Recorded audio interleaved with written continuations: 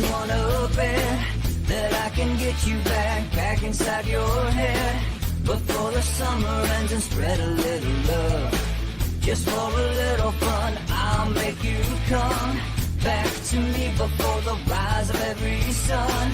Baby, it's meant to be, I know you got a man, but he don't understand. You're gonna be a heartbreaker, you're such a love taker. So just suck me in and you can toss me like a cigarette. 'Cause I just wanna be a bad habit, yeah.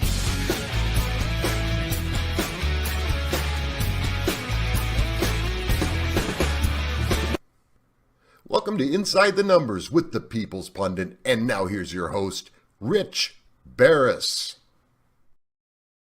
Welcome to Inside the Numbers, folks, with the People's Pundit. I'm your host, Rich Barris, the People's Pundit. All right, it's Wednesday, so it's not quite a Q&A day, but we're going to have a little bit of a back and forth on it because we're going to talk later about the questionnaire.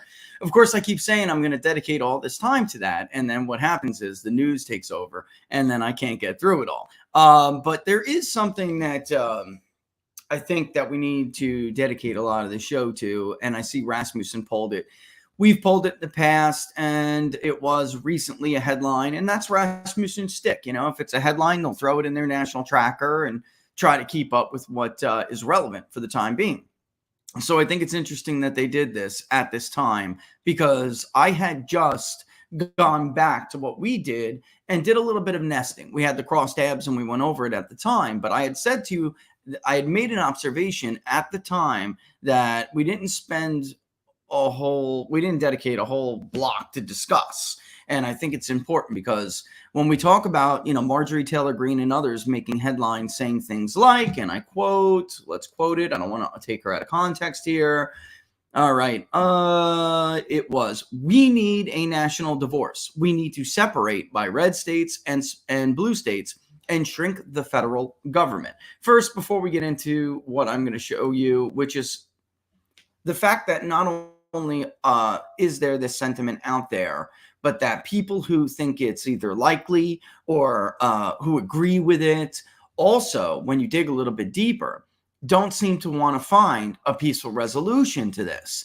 And we're going to, we were talking about the ideological origins of the American Revolution, Bernard Bailyn, and of course his student, his mentee, if you want to call it that, Gordon Wood, when we were talking about the 1619 Project and how they made just this erroneous, this demonstrably false claim that the American Revolution was started to preserve slavery, which is just completely false. We talked about them a little bit. And, those historians, there have been a lot of them that have tried to determine how many patriots, history's written by the winners, right, folks? So how many patriots there were during the colonial era before the American Revolution? Like, what was the percentage of colonists that supported revolting against the crown? And it wasn't that much, estimates, and keep this in mind, estimates range from about a low of a quarter to a high of about a third, maybe 35%. So it was not, this just monstrous majority that supported and actively participated in the American Revolution. There were a lot of loyalists, and they stayed after. Many of them stayed. Washington wanted them to stay, frankly. But it wasn't this huge number. It wasn't this groundswell. It was this very loud plurality, because I think it's fair to say just because they were a minority does not mean that there was a majority who said no. There was this minority who said yes. There was a minority of loyalists, and then there was a minority of, I don't want to get involved. I just want to plant my crops. I just want to trade my goods, whatever it may be. So it was a plurality that said, let's do this. And obviously, that they got the vote for independence. But it wasn't always like that, right? And even getting the delegates to vote for independence, to declare their independence, took a lot of cajoling. It wasn't like everyone came to the table with the same ideas and knew what that, even if they did, vote to break away from Great Britain, what would it look like after? There was very little agreement on that stuff, right? So it's amazing when you look at some of these numbers, how you can kind of look back and say, hey, you know what? 25 to 35% made it happen, once before the revolution happened. The Civil War was this different, obviously, the country very divided and a different story, but it tells you the story of what a very dedicated plurality can do. And if you don't pay attention to them, you may do so at your own peril. All right. So look, Joe Biden ran. Donald Trump is such an indecent man. I'm such a decent man, and he's such a divider, and I'm such a uniter, and blah, blah, blah, blah, blah. How do people feel about this before? And we've polled this. It did not look good for Joe Biden. What did he get on unifying the country in our poll? 32% approval, right? So he is not living up to the promises he made on the campaign trail, without a doubt. That is an objective comment. That is not being a partisan. That's not injecting my opinion. I'm speaking for the opinions now of the majority of Americans. He did not do what he said he would do. And in fact, on the poll the other day that's asked a lot, Gallup does it, we do it, Rasmussen does it. I think Pew Research may do it. Talked about it on Quite Frankly on Monday. That was a great show, wasn't it? Anyway, we discussed this, that race relations, for instance, do not seem to be getting better. Do you think they're improving? Do you think they're not? Improving was actually doing pretty well under Donald Trump, the divider. Look at the trend. And yet it's tanked again. It's interesting because we saw that under Obama. Race relations, when you ask people, are they improving? They were doing better under Bush. When Obama came along, they cratered again. It's a tragedy. It's a tragedy. That's Obama's biggest failure, by the way. That's his biggest failure. We had such an enormous opportunity to put some of this behind us, and instead, he was a grifter, just like the rest of them. And that's tragic. And now, again, this is measurable. It's not my opinion. How about dividing or uniting the country? Let's take a look at this. All right. Good old Joe. President Joe Biden campaigned on a promise to unite Americans. How would you rate the job he is doing in terms of uniting the country? And after this, by the way, we're going to show one more thing about Rasmussen that they did. And that was before we did our poll. And then we're going to do the results of our poll that many of you, because a lot of you are new, probably never saw. And I think you'll find this fascinating. So we're going to save that for last, though, because I think we're going to go in chronological order here, with the exception of this. This is out today because of Marjorie Taylor Greene's statement. But we're going to take a look at this. Excellent, 17%. Good, 17%. So 34%. Give him somewhat, at least, positive marks on how he is uniting Americans. That's about 2 points higher than what we got for approve, disapprove, using a scale of strongly, somewhat. All right. Fair, 13%. Poor, 50%.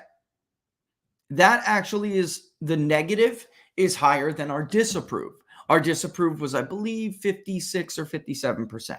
So Joe Biden in this poll, 63% give him negative marks on how he is doing in terms of uniting the country. A central campaign promise that he made. Remember, Donald Trump was the bad man. Donald Trump was the indecent man. Donald Trump was dividing us. Donald Trump was ripping us apart. We played an old clip of Bernie Sanders last week. I'll work with Donald Trump on trade. And, but the minute he starts dividing the country, I will be vehemently opposed to him. Right? I mean, this is the polling tells it a totally different picture. It tells a totally different story. It paints a totally different picture. Those who claim that others are dividing the country are the ones who get the crappiest marks on uniting versus dividing the country. Again, they accuse George Bush of this girl. I'll never forget this ad. George W. Bush, when he was the governor of Texas, vetoed a bill that would have made hate crime legislation based on race. All right. The NAACP went and found the daughter of a victim of a man, an African-American man, black man, who was drugged behind a truck, a pickup truck. By the way, I'm not even sure we knew that was based on race. I'm not sure. I'm not familiar with that entire story, but her father was killed, but because he was towed, I think he was killed, but then they drug his body behind the pickup truck, tied it up and just kind of, drove with him tail in tow. Anyway, They run this ad. My father was blah, blah, blah. This is what happened. It's very tragic. So when George W. Bush refused to sign the hate crime legislation, it was like he was dragging my dad behind the truck all over again. I will never forget that ad. It was Bush v. Gore. I was completely, first I was kind of young, so I was completely taken back by, like, that's a low blow. Is it really this low in politics? I'm being introduced to the American political system. Is it really this low? Are there people who are willing to go this low? Yeah, there sure are. Anyway, over time, we had 9/11. Part of that was, uniting the country for sure. But that's not the end of the story. Even when George Bush became unpopular later in his presidency, during the 04 to 06 era, he started to degrade considerably.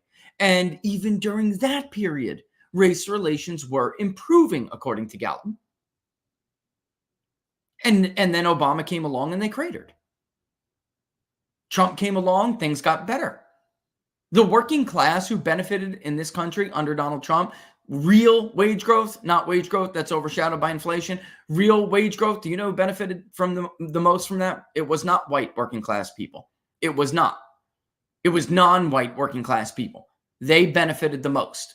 They had the higher year over year wage gains.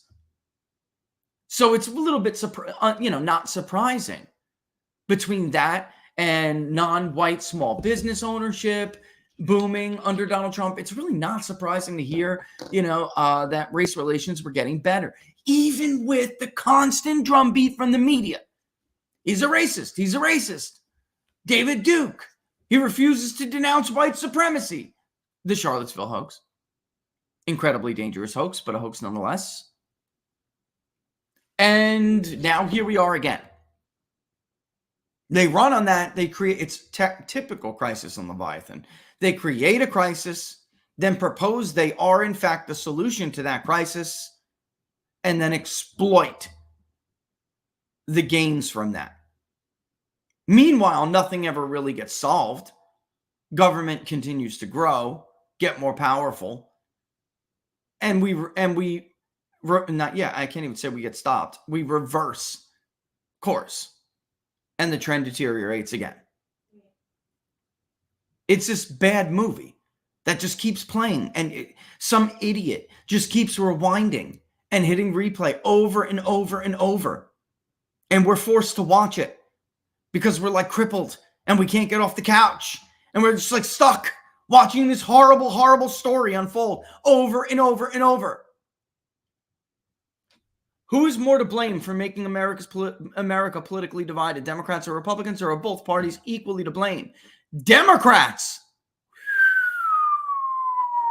41%. Republicans, 32%. Both parties equally, which I blame both parties, but I don't blame them equally. I don't.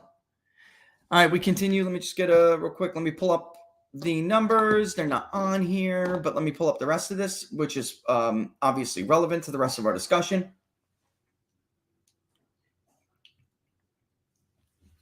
And I'm sorry if you hear that. My little one is sick today, so he has to be with us. All right. So 34% of voters agree with the statement Marjorie Taylor Greene made about national divorce, including 14% who strongly agree. So again, she said, and Laura's going to close the door, but it's all right, Laura. He's sick. People understand. We need a national divorce. We need to separate by red states and blue states and shrink the federal government. 34% of voters agree with that statement, including 14% who strongly disagree. Who strongly agree, excuse me. I'm sorry. 34% agree, 14% strongly agree. Now, you had people like even Steve Bannon, and Steve came out and was like, no, we don't need a national divorce. We need to save the United States. That's what he said. That was his response to Marjorie Taylor Greene. So you have people on the right who don't agree with it. And then it seems like this is always being attributed to the right. This push for a national divorce, or even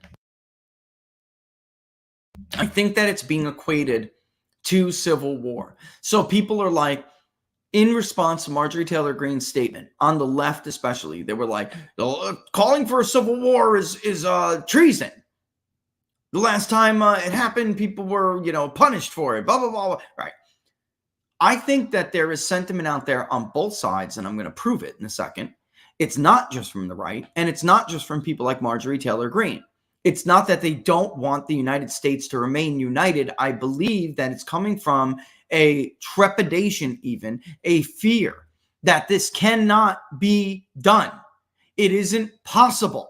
So instead of killing each other again in some horribly bloody battle, this would be, if you think the Civil War was bloody, the first Civil War was bloody, this would be, or has the potential to be, horrible. And I think that a lot of people kind of see that and they're scared of it or they're concerned of it. They don't want to go through it. So they want to avoid potential violence and bloodshed. I don't think they're advocating for civil war. Maybe some of them are. And again, we will show you that in fact, some of them are. And it's not just coming from the right, because as I will show you in a second, things have changed since, even 2020, in June of 2020. And here we go. Let me show you this. In June of 2020, it was different. Rasmussen had asked voters about whether or not they think a civil war is likely. All right. With race-driven anti-police protests nationwide, and this is, again, remember at this time, the left is funding what is essentially widespread nationwide riots in urban areas that are starting to bleed into the suburbs even, and you have Antifa and BLM just burning crap to the ground, all right? Remember that this is the time period that is happening in, all right? They're trying to make, they're doing it on purpose, and they're trying to make it seem as if civil society is unraveling under Donald Trump. And then you have Joe Biden campaigning on, I will unite us. They did this on purpose. Again, I'm telling you, this was an intentional effort to give that, remember the seasick voter we talked about? They didn't necessarily want to vote against Donald Trump. They were just duped by this. The boat was constantly rocking. Who was rocking the boat? They didn't really ask that question. But right now, this was at a time period when the Democrats are rocking the boat. Their big donors are rocking the boat. They're funding radical left-wing groups to go out there and terrorize society to make it look like Donald Trump is causing this. It's him. And if we only get rid of him, then things will calm down again. And I said that Trump's main problem at that time is that it's like the seasick voter. It's not like they didn't want to be on that trip. They didn't want to go on this journey together. It's just that now they're sick. They're regretting their decision to ever step on that boat. And instead of holding their heads while they vomit off the side of the boat and tell them it's going to be all right, we're going to get through this together, we're going to persevere. Instead of doing that, Donald Trump is just like, shut up and stop puking, you wimp. And that's the kind of guy he is. But he needed to pay attention to the seasick voter and make sure that they understood that it would be okay, that we get through it, that eventually you're going to not be, you're not going to be nauseous anymore. You're not going to be constantly being rocked back and forth anymore. And eventually the world will stabilize and we will be standing on two legs again. We'll get our sea legs. And he didn't do that. So they rocked the boat on purpose. And remember, that's where we are right now. So when you think about the difference in opinion between Republicans and Democrats, when Rasmussen asked this question, just keep that in mind, okay? Because then we're going to go to our research, which was done later, and you're going to see a different picture. With race-driven anti-police protests nationwide, 1 in 3 voters continue to believe America is on the brink of another civil war. Blacks are the least optimistic that the protests will lead to positive change, but the most supportive of removing Confederate symbols from public display. All right, and the headline here is 40% of GOP voters think that civil war is likely. Anyway, the latest one finds 34% of likely U.S. voters think the United States will experience a second civil war sometime in the next 5 years. Now, they put a timestamp on that puppy, which could also impact or affect the results, the outcome, the responses. But that includes only 9% who say it's very likely. This compares to 31% and 11% respectively 2 years ago. Well, and so you're clearly seeing an increase of those who think it's likely. But even though very likely dipped a little bit. While Democrats were more worried about pending civil war in 18, now Republicans are more likely than Democrats and voters not affiliated with either party to see a second civil war on the horizon. 2 points isn't all that, different. All right, so the rest of it goes into Confederate flag symbols. Now I want to take you to our crosstabs here, okay? Now you'll see market site, good old market site. And it's no secret we use market site for our crosstabs, that we love market site. Updating the results. Why do I have to update this? And I should actually save this. I had set this. We had made this it was a part of a larger national survey, but we had separated this for locals. And I'm going to show it to you now. Of course, in the columns, I added all these demographics. Today, I decided, because I didn't put it in there and save it when we originally talked about this, I'm doing it now. And I put in the questions to cross, right? And I even nested party and region here to prove a point last time. But likelihood of second civil war, resolving differences. We'll read the questions as they're written. Support for a peaceful separation. I put in column section now so we can later go back, and not later, we can now go and cross-tabulate the answers to each of these questions to decide whether or not there is, in fact, an element who not only believes what Marjorie Taylor Greene is saying, but also believes that a second civil war is likely, plus they don't really particularly care for the concept of a peaceful resolution. I'm going to say that again. People believe that a second civil war is likely, and there are elements who don't want a peaceful resolution. So not only do they see this as very likely, even somewhat likely, right? And you'll see very likely is pretty damn high, folks. That's not only the case. Some of them would rather fight with each other. So when you hear people like Marjorie Taylor Greene and others make these statements, that's why I say that I think it's coming not from an instigation point of view, like I'm instigating, I'm trying to upset the apple cart. I think there are people out there who are advocating for this because they're afraid. Or not just, maybe they just don't have a callous disrespect for human life, like, I don't know, like Joe Biden does when he tells Vladimir Zelensky to make an offensive in the Crimea. And I know it's very small. Let me see if I can actually zoom in a little bit for you guys. It's already at 110. How's that look? Better? Somewhat better? I know it's small, but, I'm a little bit biased here because I got a big screen, so I may not understand how bad it can be for some of you. I have to zoom out one more time, though, so you can at least see no opinion unsure for each. All right, so this is how we worded this. And again, this was little over a year later.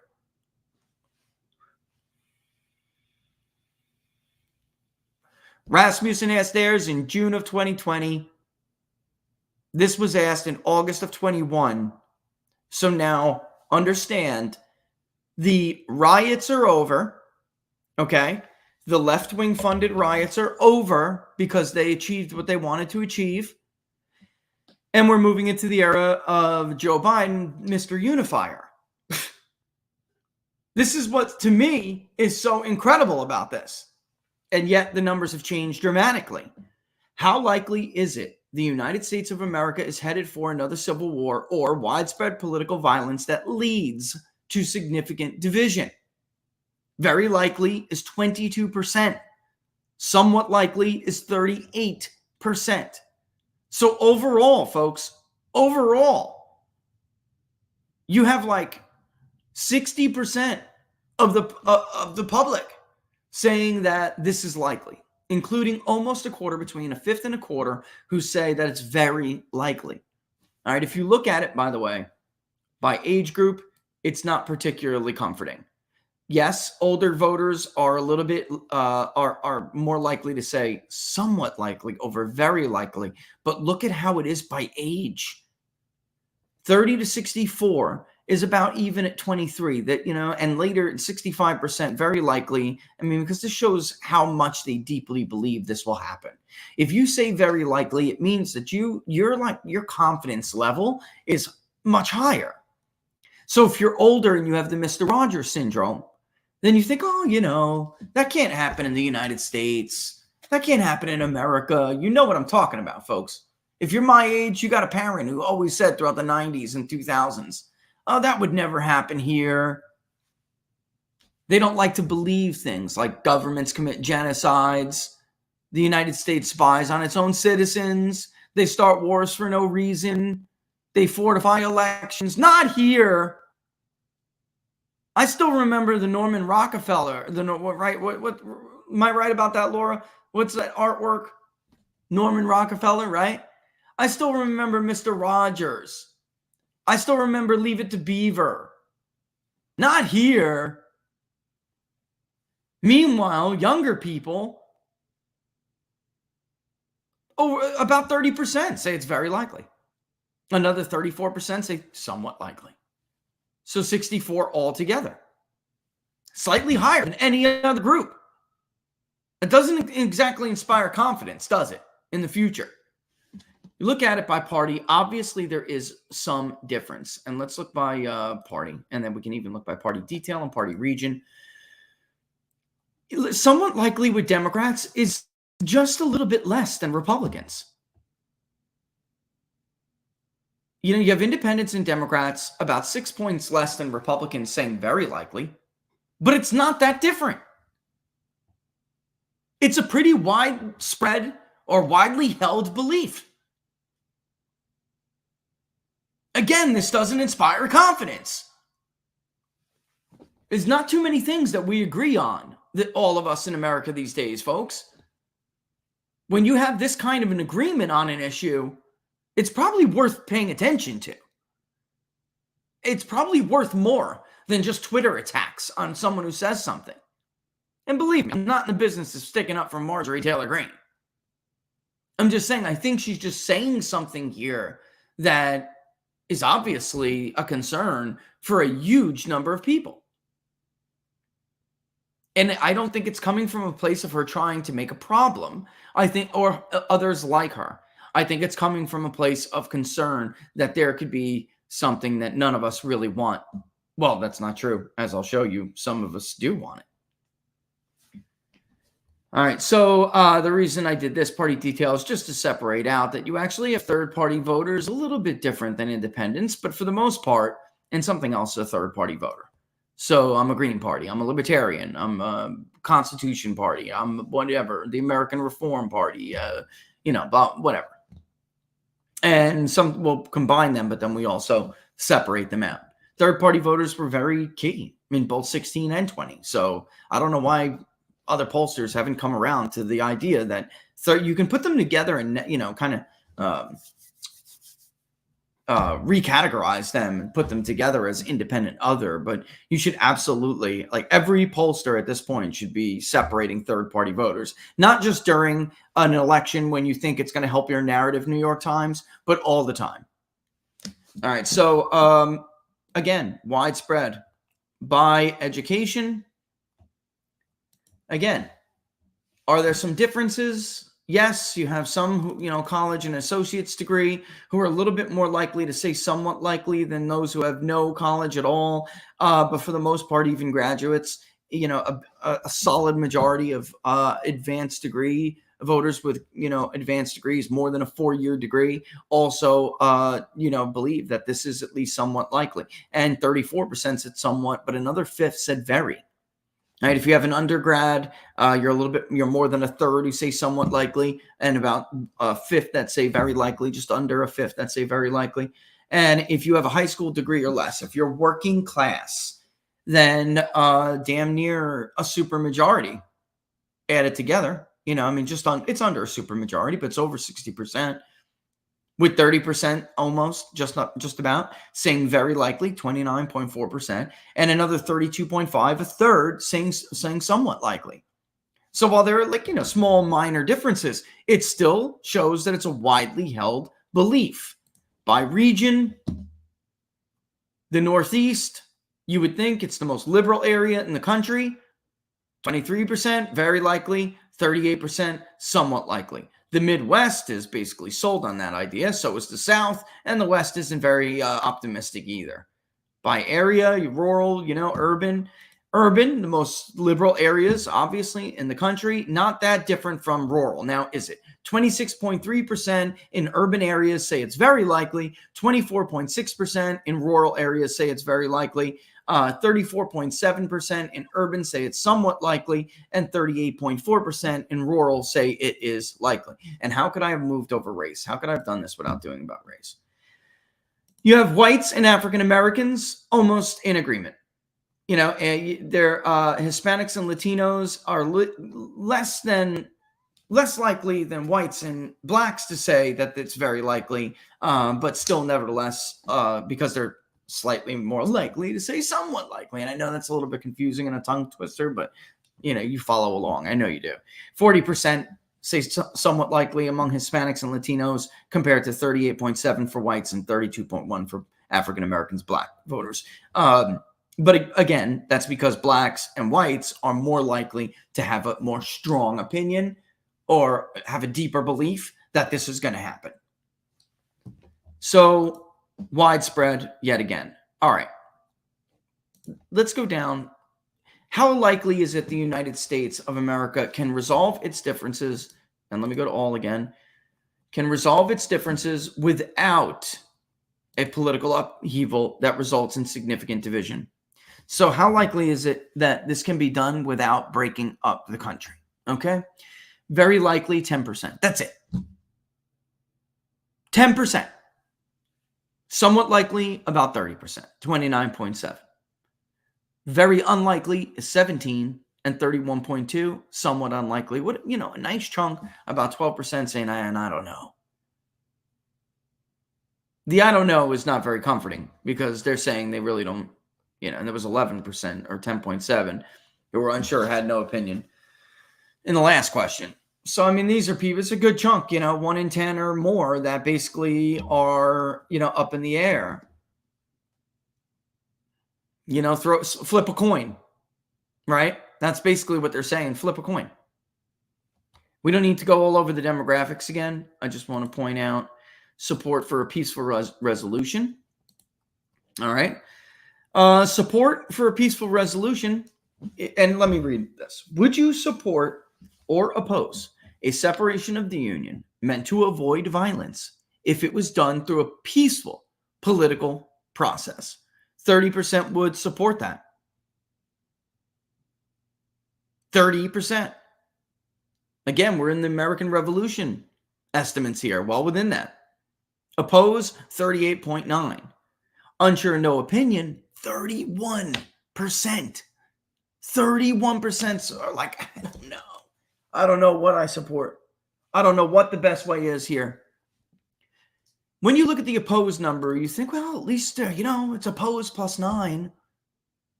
Even though there's so many, undecided. But then you got to ask yourself, why are they opposing it? Are they opposing it because they're for the, keeping the Union together?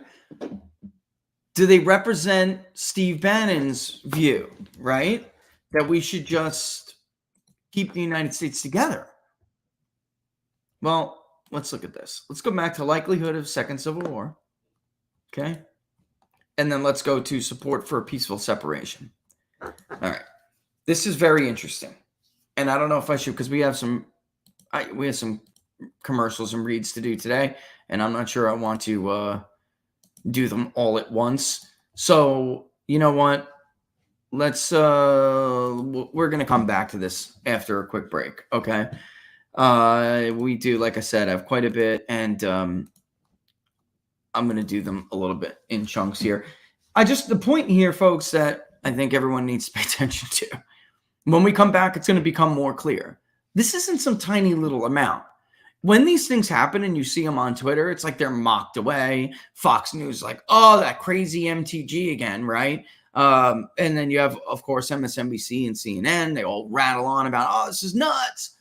They need to take a look in the mirror because their own voters are pretty much in the same ballpark. It may not seem like it if all you're paying attention to is social media, but Twitter's not real life.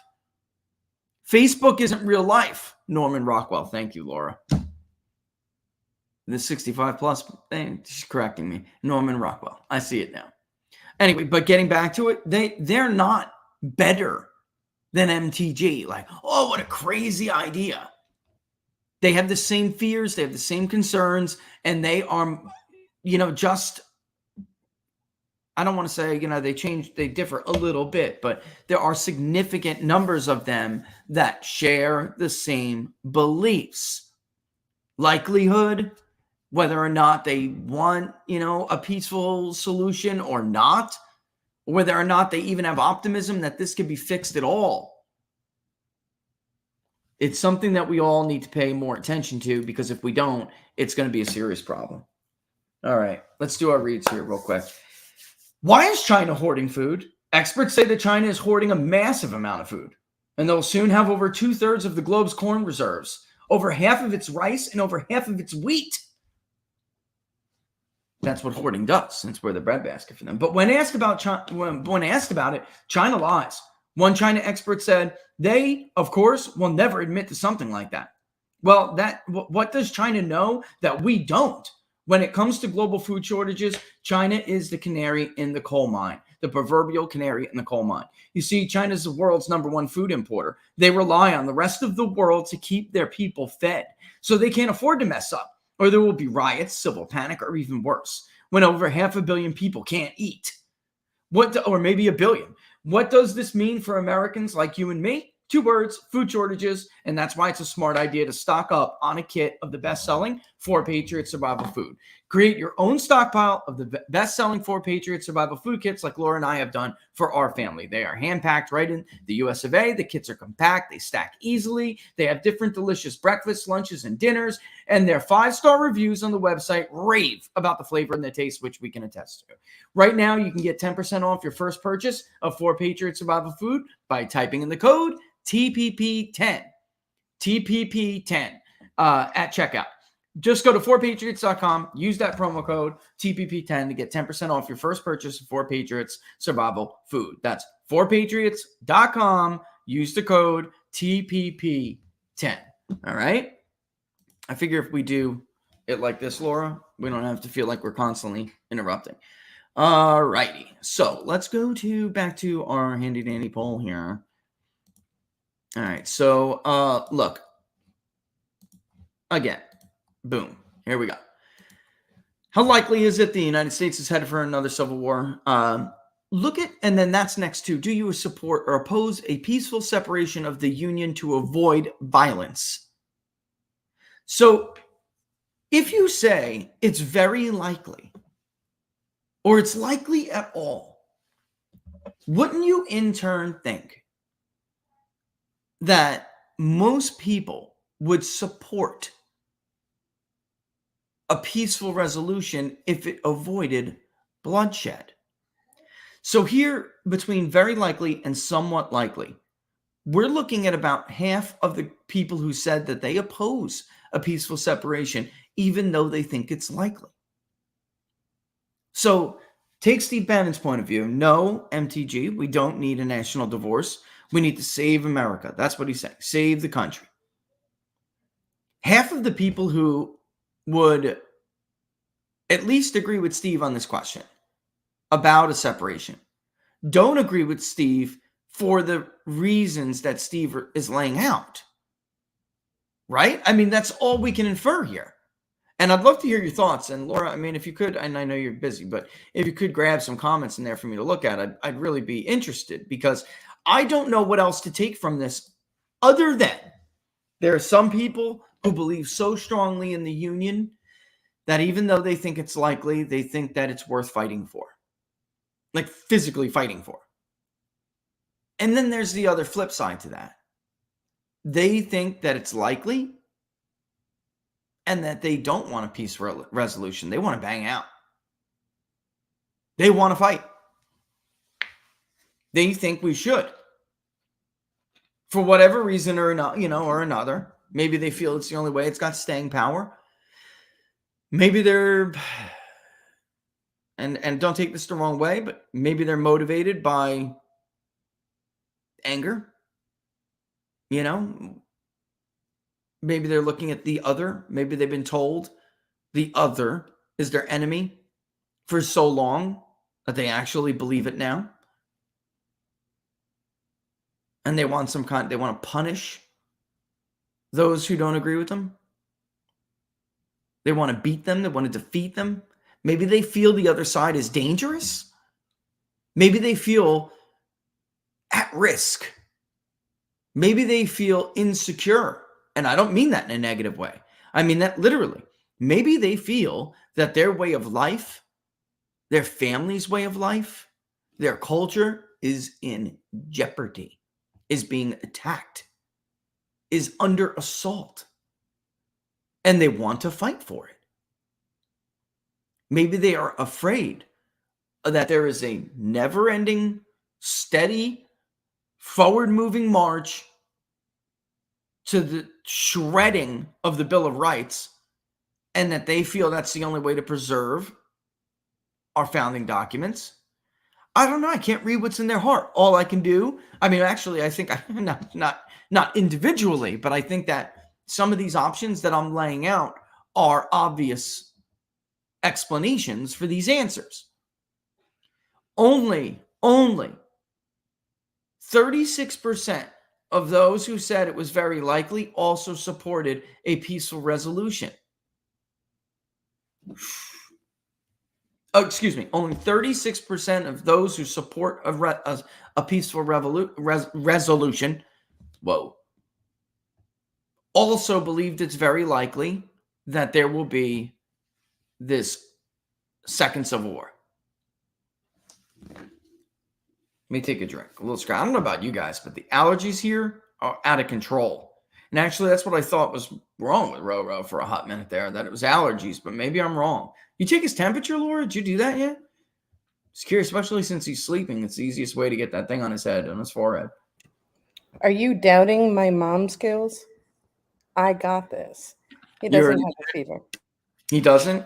Well, listen, when I was a kid, I grew out of it all. Of course, I get allergies just like everybody else, but I was really bad. And I used to love playing baseball, so it was like the worst in the world. But I had bad allergies to the point where it did look like I was sick, but I wasn't. It was, and I would even feel like I was sick, but I wasn't. It was allergies. No joke. My dad took me to some specialists who I swear to God cured me out of these allergies. He used to give me these shots, and he was like, you come every Tuesday, and eventually this kid is going to grow out of them. He's just going to he's just going to not really have allergies anymore. And my dad was like, I've never heard of that, but okay. He sure as hell did. And I don't know. Maybe that doctor is going to listen to this one day. The man did wonders for me. Nobody's really cured from allergies, but he did it. I don't remember his name. My dad probably does, but yeah, I do know he was an Indian doctor. And he was like, not too many people want to go through this stuff. You want to do it? And I was like, yeah, let's do it. I was young. I'm tired of this crap. And it worked. Unbelievable. You were allergic to the air. I was allergic to everything under the sun. That's what he said. That's what that doctor said. I'll never forget that, because they'll do these battery of tests where back then I don't know if it's the same way now, but back in ancient times, they would put like this little needle under your skin to see if it would cause a reaction. So, okay, pollen, grass, this, that. I was allergic to everything. Every time he pricked me, I got a bump. And I was allergic to bee stings too. And funny story, I was in Crom Pond. That's why I don't like it when you do that, without telling me. You don't know whether I'm vaping behind the scenes, Laura. All right. I was at Croton Reservoir in New York fishing, and I jumped off a boulder because I saw this like largemouth bass. Now, I'm not telling fish stories. I swear to God, it was like the great white whale. Okay. And I saw this thing just basking in the sun in Croton Reservoir. And I'm like, that can't be a largemouth. That's got to be like a walleye or something. It's so big, or a muskie or something. It was a largemouth. It was huge. And I had this like Rapala. I don't know if it's Rapala where you're from, but it's Rapala where I'm from. Top floating minnow. You do little tricks, get the bass to come up and jump. And I jumped down this boulder because I can't get to this cast. And when I jumped down, I sunk, and it was a pretty high jump. It was not a little jump. I sunk in the ground a little bit, but I didn't think anything of it. And I'm like, I'm getting that fish. And I go over to the fish, perfect cast. Not right in front of him, not behind him, but about a foot in front of him, 2.5, 3 feet back to give me plenty of room to work the top water past his face. And then I heard it.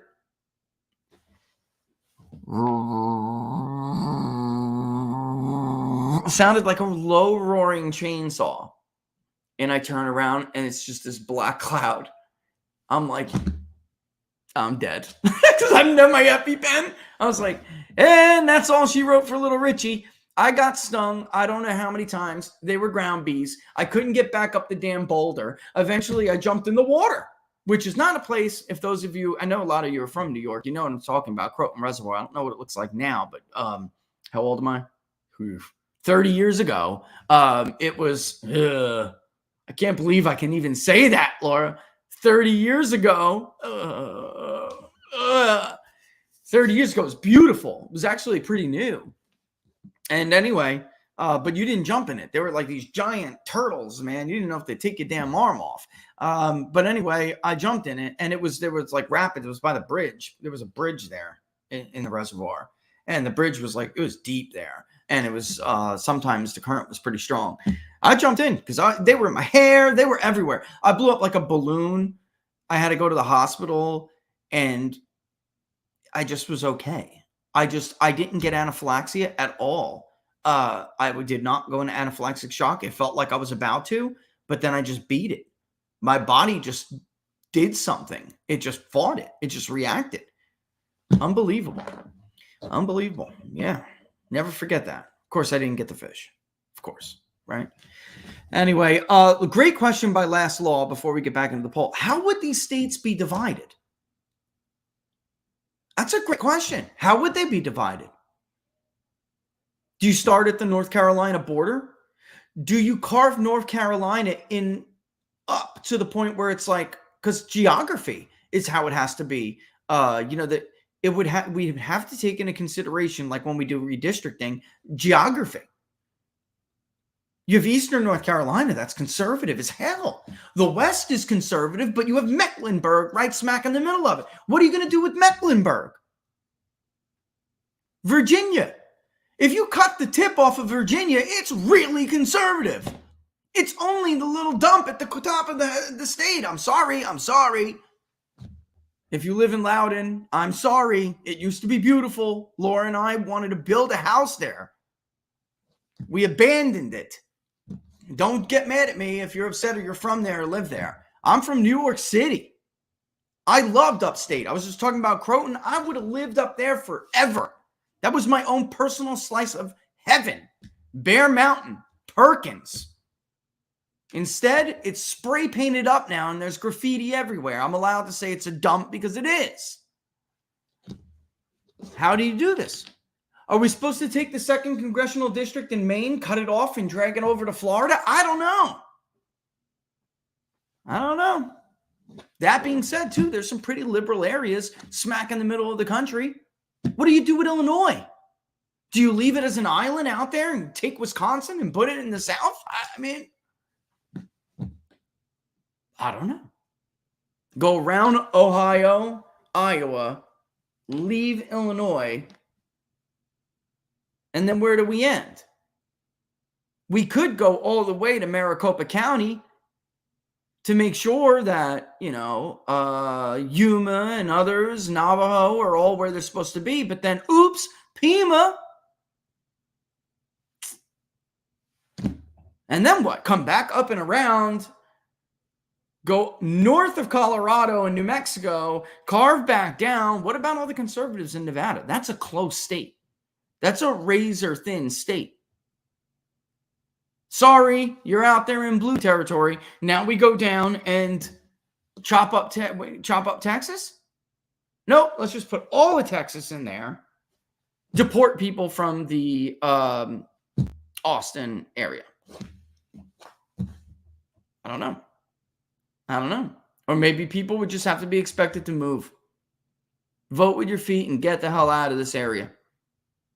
You know, it's kind of funny because I'm from a blue area. I had to move. If I wanted to live the lifestyle I wanted to live.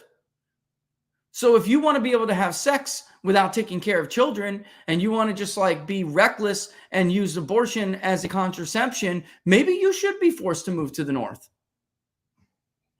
Because if I want to own a gun, I was forced to move to the south. Right? One of them, the last time I checked, is actually in the Bill of Rights. The other one is not. So why was I forced to move to live my lifestyle according to the U.S. Constitution, but you think I'm inconveniencing you or something if you have to abide by life-protecting laws? It would get draconian, is my point. And that is a fair question for conservatives to ask. Liberals have their own. They have their own that they could do as well. But for the most part, it's,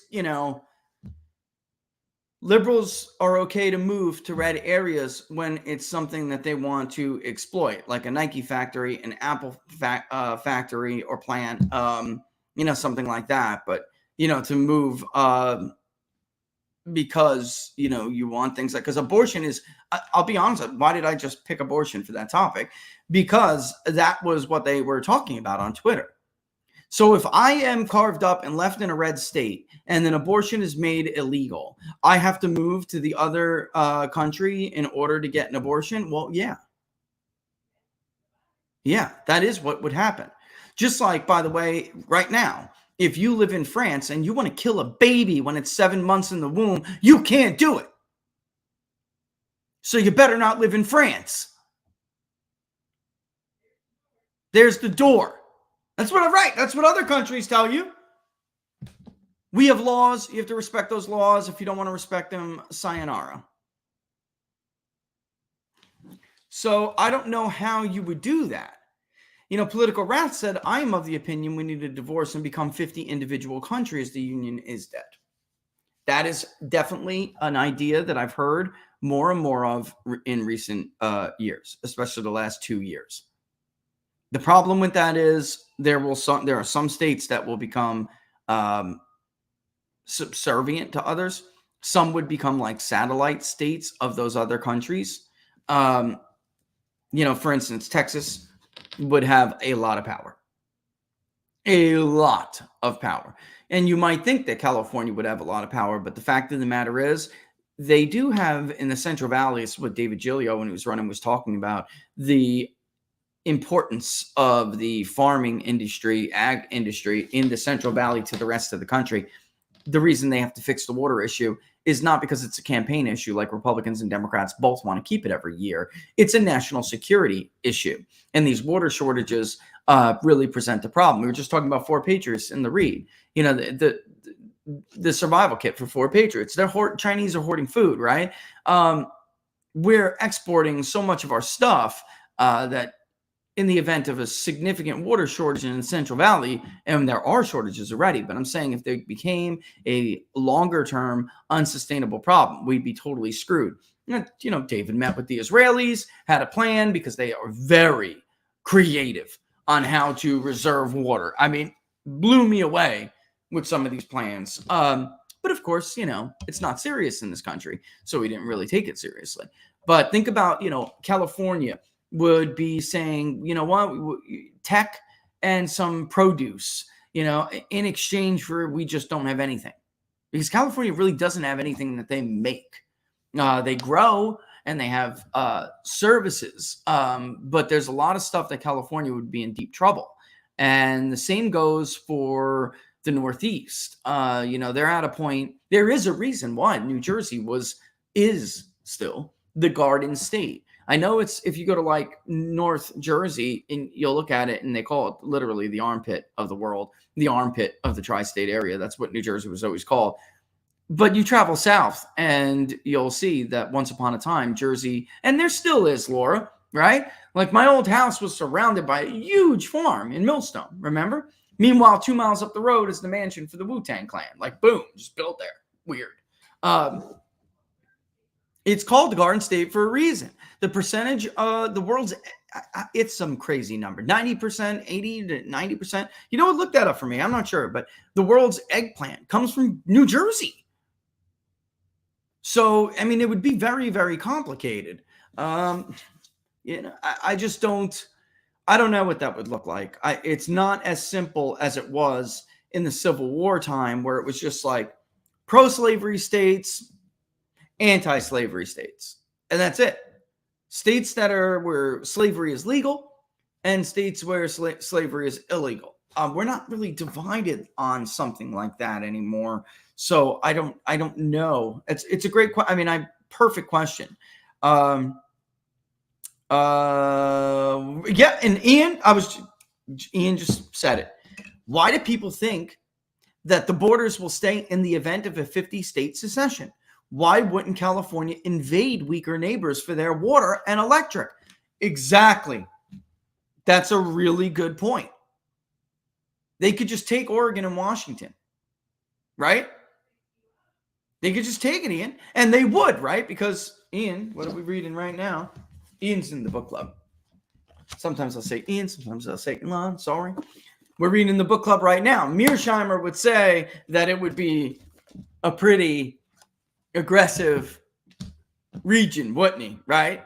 I mean, you have the great powers of Europe just causing all sorts of calamity in the 20th century. Could you imagine in the Western Hemisphere, in Americas, Central America, all the way up to North America? It would be, because there would be states that would be wanting to take things from southern states as well, Central American countries as well. They'd want resources.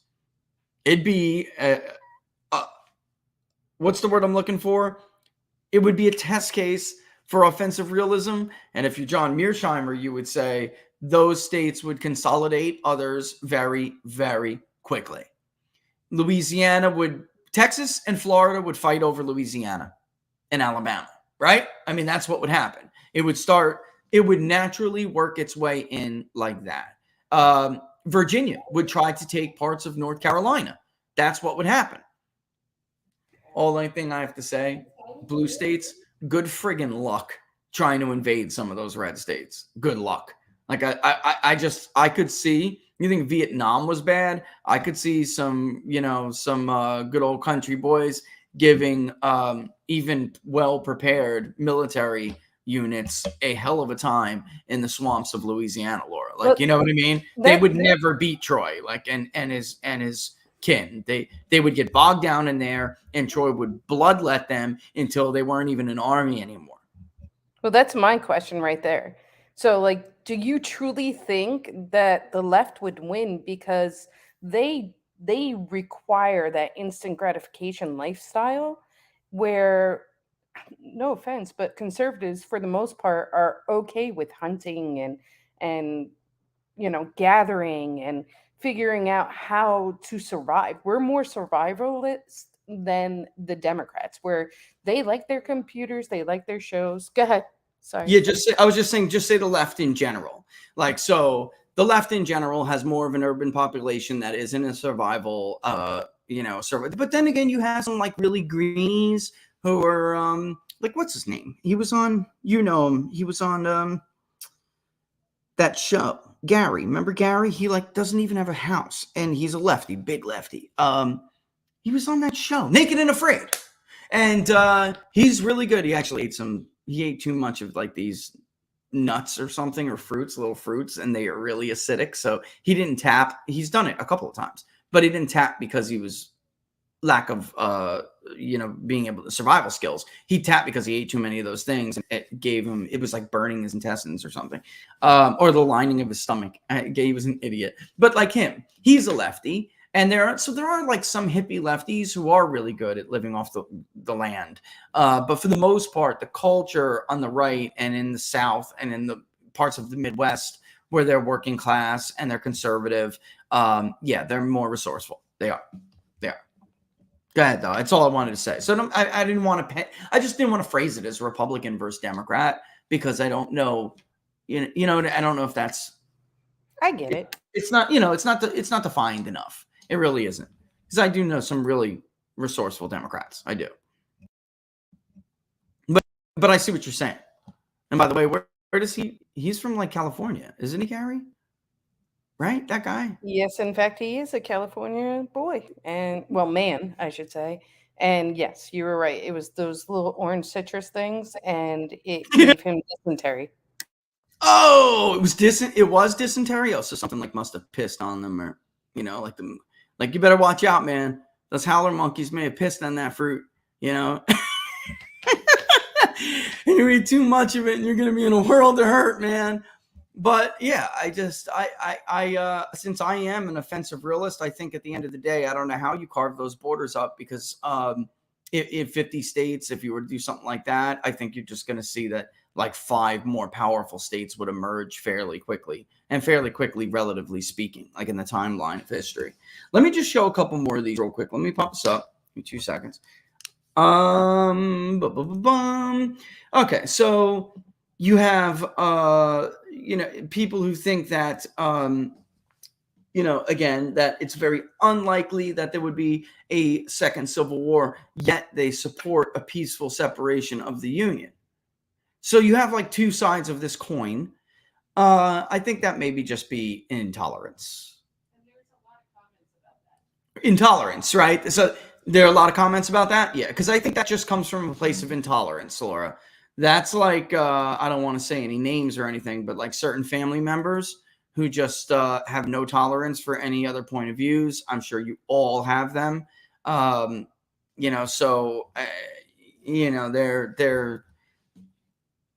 I just read something about a hospital in Yuma because of, I know people don't like using the term anchor babies, but I don't give a damn. Hospitals going bankrupt because they're out of resources. People coming here to try to have anchor babies. There's just no way they're getting to recoup that money. So they're going bankrupt. This is a big problem. All right. So this is a really big problem. Yeah. That's a shame. So that community suffers, Sue. That community suffers. What would kick off a civil war would be states that don't allow the federal government back onto military bases within the state. Yeah, and that would be ultimately the goal of some of these states, right? Even what Marjorie Taylor Greene said in that statement is to reduce the size of the federal government, right? What would that mean in a state like, North Carolina? Maybe they just maybe the governor or whoever at that point turns into the president of that state, kicks out the Marines at Camp Lejeune or something. You were an environmental hazard for us. You're out of here. Uses some, I think that's a really good observation. Uses some other way. And in the event of Camp Lejeune, they would say you had a chemical disaster there. You did it. You put our resources and our border at risk. You put our population within our borders at risk. If you're a health hazard, you're a public health hazard. Here's my declaration. You're expelled. Big deal, right? Totally agree. Yep. San Bernardino once upon a time was solid red. That's true. Yeah. All of California was solid red at one time. But, you've had a movement in California for years where people want to break up California into separate states. California's too big. It's too big to sustain. That's why it's turned into a one-party system, which is not healthy for society. It's not. There has never been. Let me let all you people out there in California in on a little secret, since you think you're better than everybody. You have committed the original sin.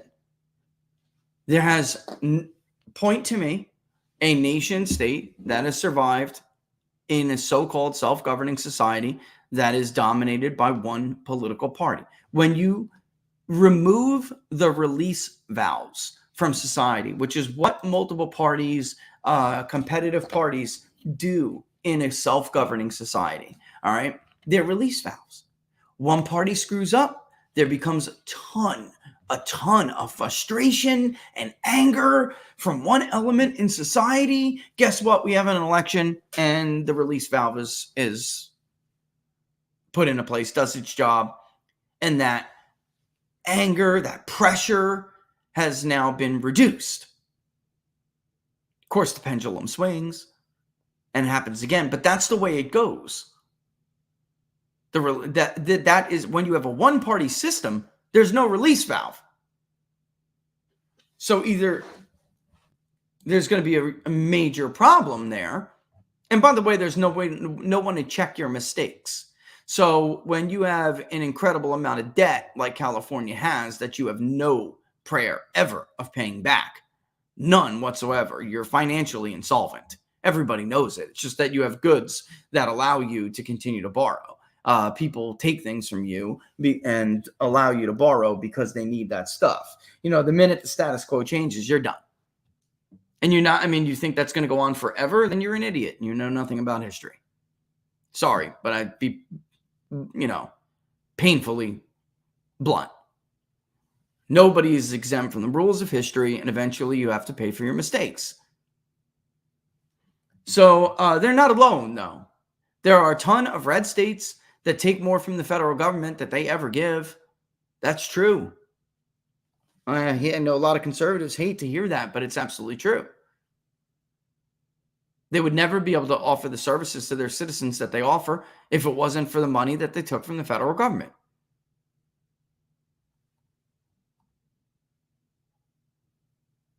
Yeah, interesting. Just looking at some of the stuff. Ooh, that's a good comment. Ooh, let me put that up there for a second. Tell me, Rich, would that problem not be solved by the Electoral College coming back to the states instead of what the dumb Supreme Court did with one person, one vote? And also, too, yeah, I think a lot of our problems, I don't know how much we'd be able to fix now. Would it be able to undo some of the stuff by going back to some of the original designs like this and the 17th Amendment, for instance? It may. I mean, some of it, you know, it may. I have argued, but it was, you know, I first started arguing this 10 years ago. I'm not sure if we're in a position where it would help reduce some of these growing problems that are just never going to get fixed at this point. But it's, you know what, for me, it's worth a try. It's worth a try. I really do believe that. Yeah, I mean, why not? It's worth a try than doing the extreme, right? Before we do the extreme.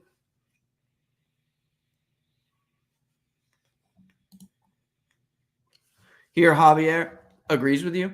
We need an electoral college on a state level. The urban areas drag the rest of the state to the left. It would be an uphill battle, but worth the fight. You know, before what? You know, yeah.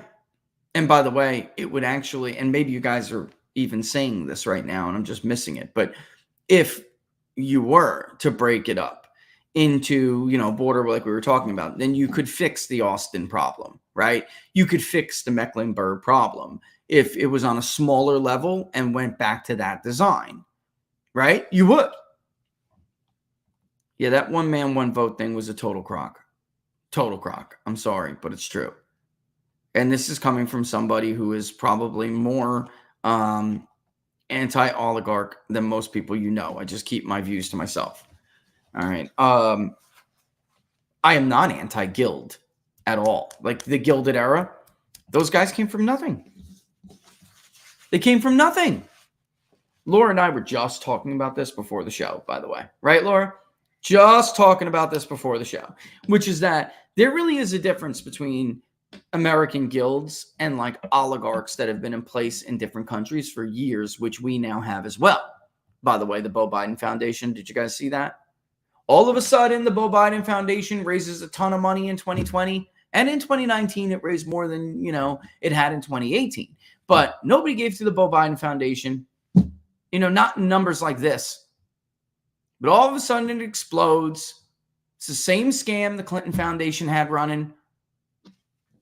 Exploit the death of your son for political gain. Virgil didn't have the imagination to write about the circle in hell for those folks. Every time he does something wrong, it's Beau. My poor son, Beau. I've never seen a more dysfunctional family. Say what you want about the Trumps, but I don't see Eric or Don trading wives. Do you? Can we be real for a second? That family's screwed up, dude. Showering with your daughters, right? Holy crap. And do you, I'm when it comes to, personal lives, but that's gross. Brothers don't share wives. Daddies don't shower with their sexually mature daughters. Like, what the is going on? Ugh. Ugh. It's time to take a break. It's nauseating.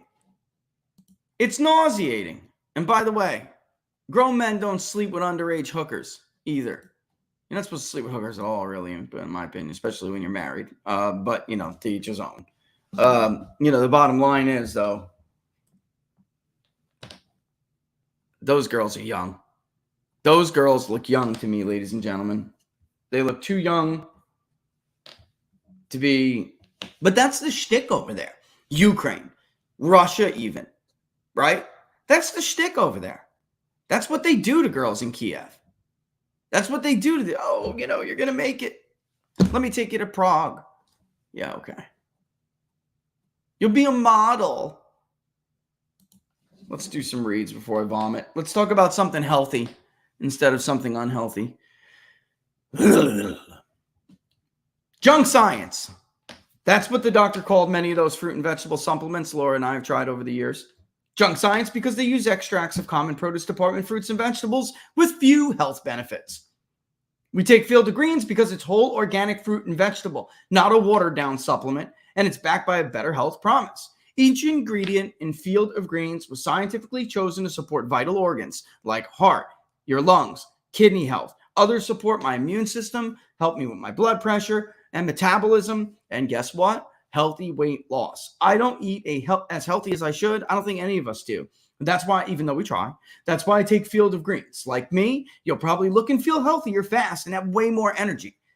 But your best proof will definitely be at your next checkup when your doctor says to you, whatever you're doing, it's working, keep it up. Let's get started with 15% off today, folks. Go to fieldofgreens.com, use the promo code TPP. That's promo code TPP for the People's Pundit at fieldofgreens.com. And by the way, always send me your feedback. I love getting your feedback on these, on our sponsors. Laura and I are very strict, by the way, but great feedback on Field of Greens, as I knew there would be. Everyone's experience is different, but this is so impressive. It's not even funny. And I'll tell you, I'm not overweight, but I hit a roadblock, even though I changed my diet for better cholesterol. I changed my diet for better muscle building. I did everything I could. I tried some of these stupid other things like we've talked about in the past. And now I think Field of Greens has kind of educated me a little bit on this. Extracts and stuff like that and especially of common stuff, don't work. I finally started to lose some weight. Elections and holidays, forget about the pandemic, but, I'm Italian, so holidays do it. But election season is tough on me because I don't get to work out as much as I want. And then I always have to dig myself out of this hole, and even when I get back into my normal routine. I was blowing up like a balloon there for a second. And then I got put on this weight and couldn't lose this weight. Field of Greens absolutely is giving me more energy, but it's also helping me to lose this weight. It's working. Yeah, I know that's what happens. I know, Laura. I'm having difficulty with this. I used to bounce back so quick, and Laura will tell you she hates me for it. I get overweight. I can get sloppy. I can lose muscle mass. I can work out for 2 weeks, and I bounce back like a champ, right? It's not happening anymore. And did you hear her? Ha! Did you hear? And that's like a man thing. I found out men can bounce back faster than women. That's true. So she used to hate me for it. It's not fair. But I was always like that, and even more like that than some of my friends. So, I'm having a hard time with it. I don't know about you guys, but I don't like getting old. I'm not doing it with dignity and grace. And I know I'm not old yet, but I'm certainly having a midlife crisis. I'm not right, Laura. I can't lie. I'm having a midlife crisis. It sucks. I don't like it. Anyway, VA killed itself when they allowed all the battlefields to be covered with suburbs. Oh, Virginia. Oh, I get it. Virginia. But you know what? There's truth in that. We saw that in parts of New Jersey too, where, believe it or not, there's a lot of history in New Jersey. Laura and I used to love going to the battlefield at Monmouth. Over time, it just got overbuilt. Freehold, that area over there, it was gorgeous in the 90s. Gorgeous, right, Laura? It was not a bad place to live at all. It was very pretty. There's a price to pay for what they'll tell you is progress, right? There is no doubt a price to pay for that. And by the way, Will, thanks for the comment. I really, I appreciate that. I see that. I did see it and I read it. I just wanted to thank you for that. It means a lot. That's why I do it. All right. So let's, speaking of which, Will, let's go back here, take a look at this. Resolving differences without political upheaval of division. I just wanted to show you to really reinforce what we're talking about here today, which is that is it likely that we could resolve it? The answer is obviously no for most people. Very likely, only 10% of people said that it was very likely that we will resolve these differences without a split. All right. And by the way, an upheaval, political upheaval, violence, right? That's sad, but that's what Americans think. And even still, very likely, only 15% support a peaceful separation, even though they think that, or I'm saying this backwards, I'm sorry. Still 15% support a peaceful separation, even though they think that it is possible to find a resolution without a political upheaval. So, political resolution. So what accounts for these people saying, I still want to split up? Intolerance? I don't know. I'm asking you guys what you think it is. I think intolerance certainly has something to do with it. I'm curious to hear your thoughts as well. And only 10.9. That compares to 10.9% of those who think it is very likely that there will be that there is a way to have a peaceful resolution. Still only 11% of them, 11% of those who said that they oppose a political separation were also those who said very likely. I think this is really concerning. Meanwhile, let's go down to a couple of rows here. If you think it's very likely that you'll be able to resolve differences with it, very unlikely, that you'll be able to resolve differences without violence in a political upheaval that results in division, which is about 17% who said that it was very unlikely. All right. 22% support that peaceful resolution. Another 13% do not. Wow. And then you have all these somewhats where there are really significant numbers of people. So it's significant. It's somewhat unlikely that there'll be that peaceful resolution. Still, more people oppose that peaceful separation that support it. Wow. Let me hear your thoughts. What do you think this is, guys? Do you think this is just and Mitchell? I think it was Mitchell. Yep. Intolerance is part of it. What else could it be? Faith in politicians, lack of faith in the system. Darkness Flame Media says, I really think it's just that sides are just way too far apart now. Which is why I think the ECs need to come back and bring the electoral colleges need to come back and bring the states closer together so we don't get such extremes. And I think that's honestly, and I'm laughing not at your comment, Darkness Flame Media. I'm laughing at some KC985, but yeah, because I think there's a representation of this. Like, you know what? Let's just bang it out and get on, move on, figure out the borders after. But I think that it's worth the Electoral College solution, the original design that Darkness Flame Media and others have brought up. I think it is worth this, before at least trying before you have such a dramatic change. I really think that.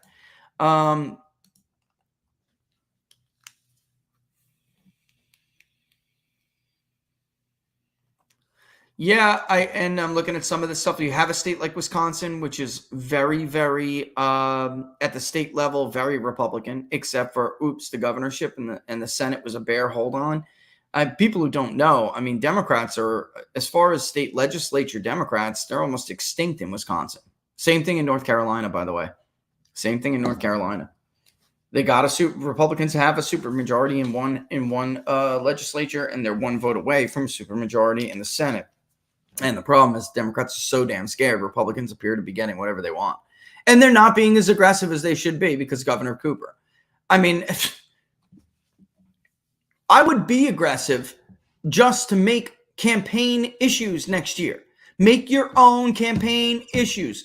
Pass a ban on transgender bathrooms in school. Let the media come after you for it. 2/3 of the country are with you.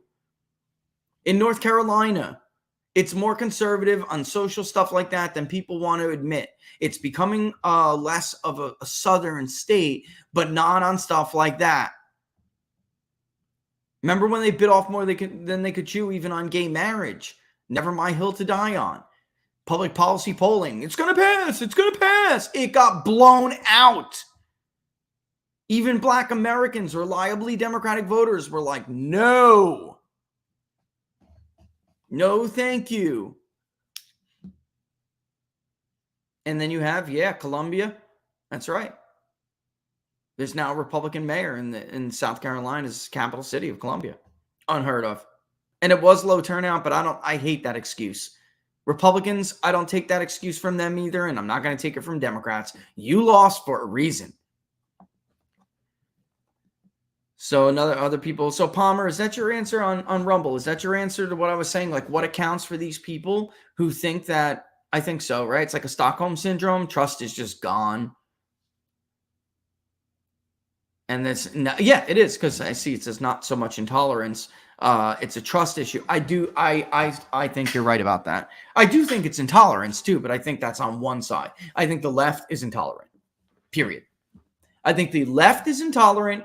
And I think the right has lost faith in all of the institutions that still represent and resemble the old union. This union, the current union, not the old union, but it would be the old union is what I'm saying. I think that the right is totally checked out. They're red-pilled. They're never going to trust the FBI again. They're never going to trust the CIA again. They're never going to trust the administrative state again. They're never going to trust the staff at the White House again. They're never going to trust the staff at the Supreme Court again. It's over. It's over. It's not coming back. Why? Because there's nothing those people are ever going to do to earn it back. It's not so much that I think that these voters can't come back to the table. I think that these institutions are so corrupt that they're never going to earn their trust back. It's them. It's on them. You have one side, you have the left that's just intolerant. I don't want to agree with you. I don't want to live with you. I don't want to exist with you. So much for give peace a chance, coexist, bumper stickers. They're full of crap, Laura. They're full of it. They don't believe in it. They've never believed in it. Their definition of coexisting is stamping out people who don't agree with them. Then we can all live in a society where everyone can get along and there can be tolerance for everyone because we executed everyone who didn't agree with us. Or maybe we went easy on them and gave them a life sentence. That's their definition of coexisting. And then you have the right who just That's it. I think that you are 100% on Rumble. You are 100% correctly, Palmer. I think that the right is checked out. They don't trust anyone or anything, and that's just it. And that's actually not true. I mean, they trust somebody. They trust somebody. It's just not typical politicians. It's not institutions.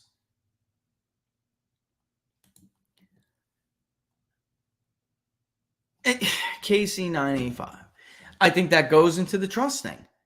If Republicans, and that's why it's like, you got to give credit to where credit's due with Kevin McCarthy, but the fact of the matter is that ship has kind of sailed, hasn't it? These Republican leaders, Paul Ryan, I'm not going to the convention if Trump wins. He's learned nothing. This idiot crybaby has learned nothing. Paul, you are yesterday. You are yesterday, Paul. I don't care how many boards you sit on. That's not the real world. That's not real America. You couldn't even win a race in your own damn state right now. You would get your ass kicked, Paul. Butt kick. Sorry, producer. You couldn't even deliver your own state for Mitt Romney. You would probably have a difficulty winning the 1st congressional district today. You are a nobody, bro. You're just trying to drag the country down with you. Jack Kemp was a failure. You never got the policies through. So stop giving me this ideological, purity crap. Your ideology was sold to the highest bidder during TPP. Get out of here.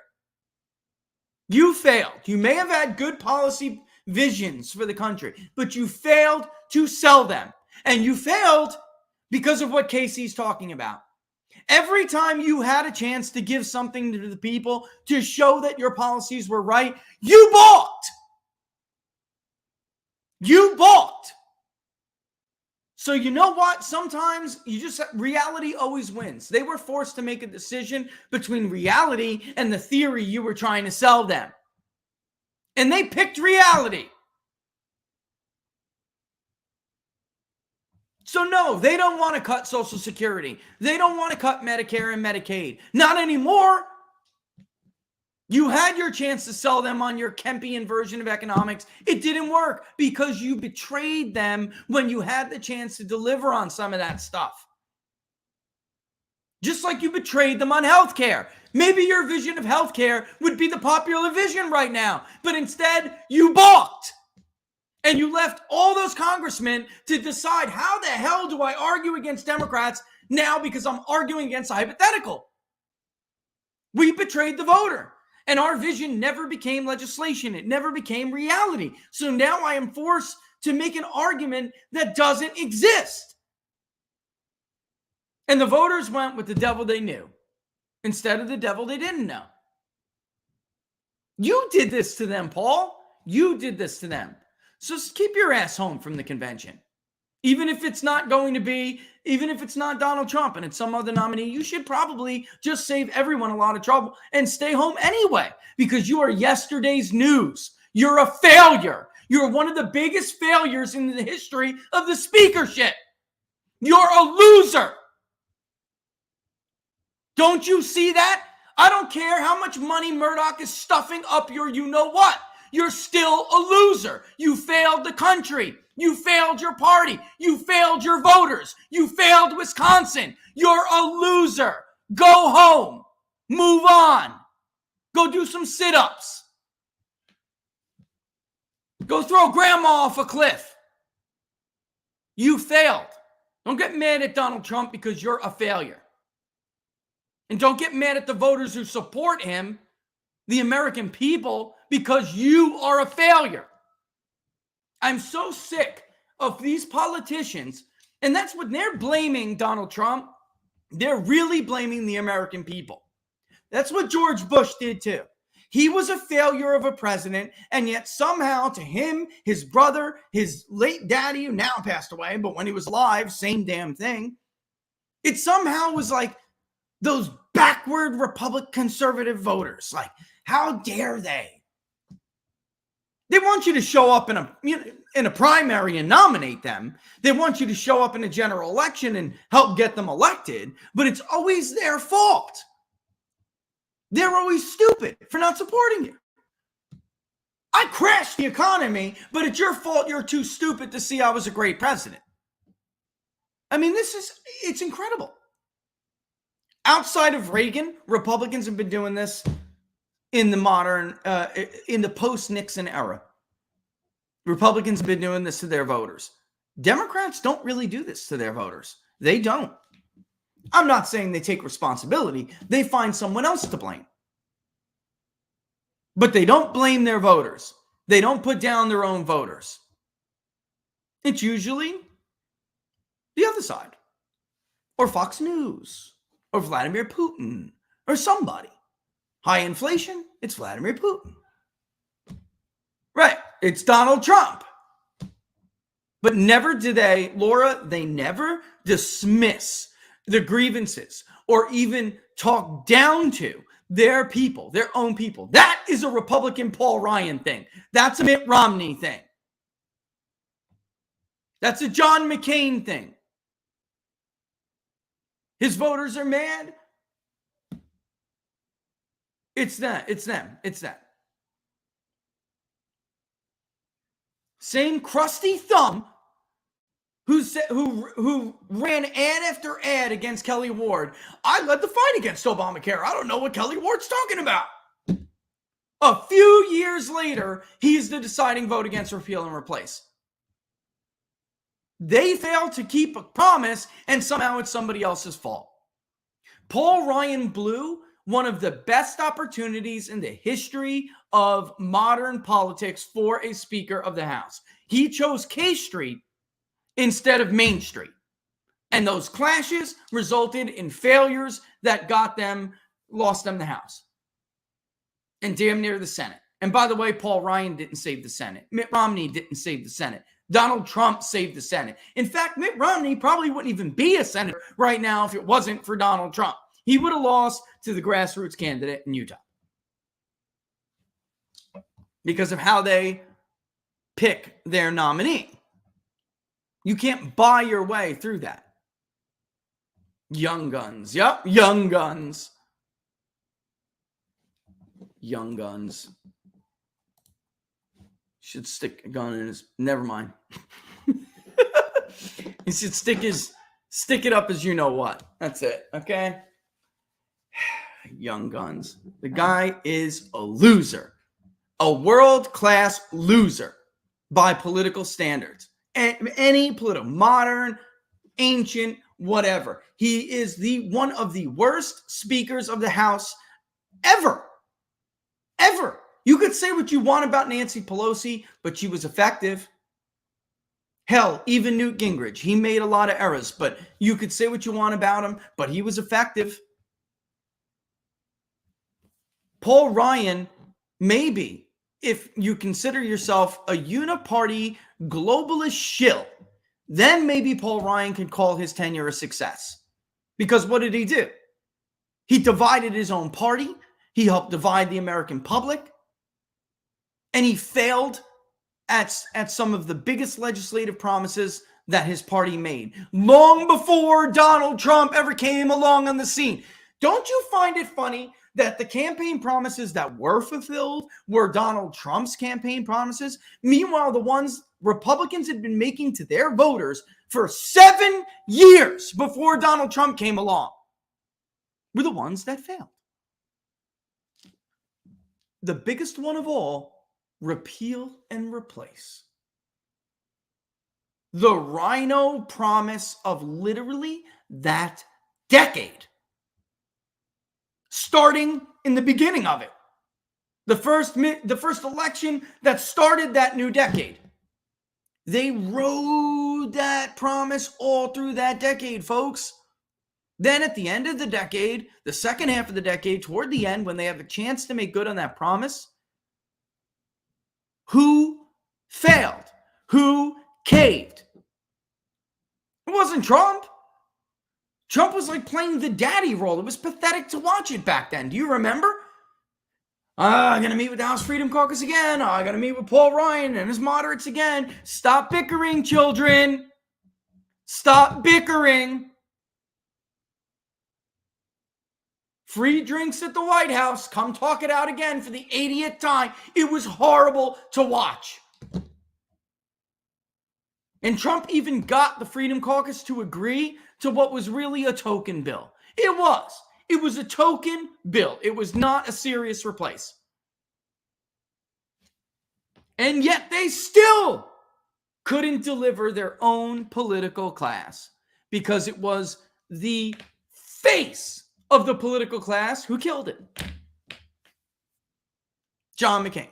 And you could say, well, Rich, that's the Senate.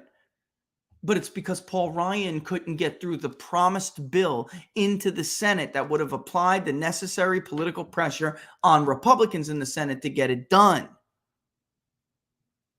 You couldn't do it. You passed some BS version that gave John McCain cover to say thumbs down. And believe me, John McCain was looking for any excuse to do it because that man is such a bitter old shrew. He went to his grave with the sole objective of not keeping the promise that I made to my constituents for the last 10 years. That was not priority one for John McCain. Not spending time with my family. No. Because he could have stayed home and changed the necessary count. Do you remember during the vote for speaker? If people weren't there, the amount of votes that Kevin McCarthy needed to pass the bill changed.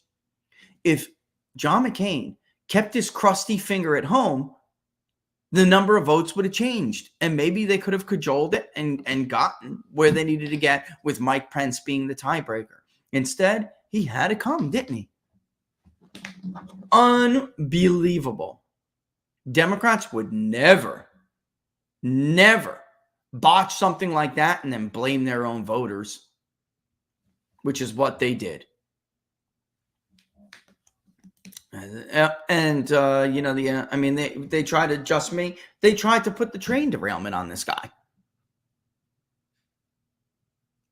Pete Buttigieg was forced to admit that was just not true. They tried to put it on. What are we talking about? They said that the deregulation that occurred under the Trump administration basically led to a lax in safety standards, and that's what caused it. At the end of the day, Pete Buttigieg could have reversed that if he wanted to, and that train would have had stricter standards. But that's not what did it anyway. That was a lie. The problem is when you're forced to admit that it's a lie 3 to 4 days later, some people, like we're talking about with the myth-believing societies, will always believe that initial lie.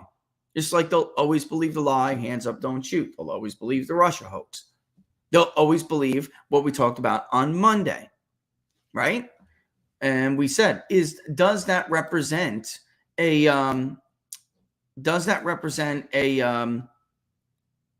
what's it called? An exception to the rule of why people believe lies, the origin of COVID-19. They'll always believe it because some of them are just going to do it at a party, right? Ideology and what they're told by their preferred media outlet because that media outlet speaks for their preferred party. So even though it's still a bigger percentage with the origins of COVID that didn't buy it, they didn't. It doesn't matter if people came out tomorrow and said, you know what? You hear that, Laura? What is that?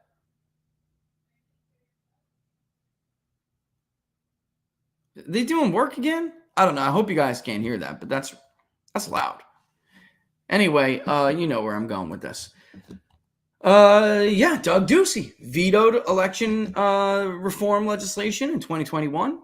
And now look at where,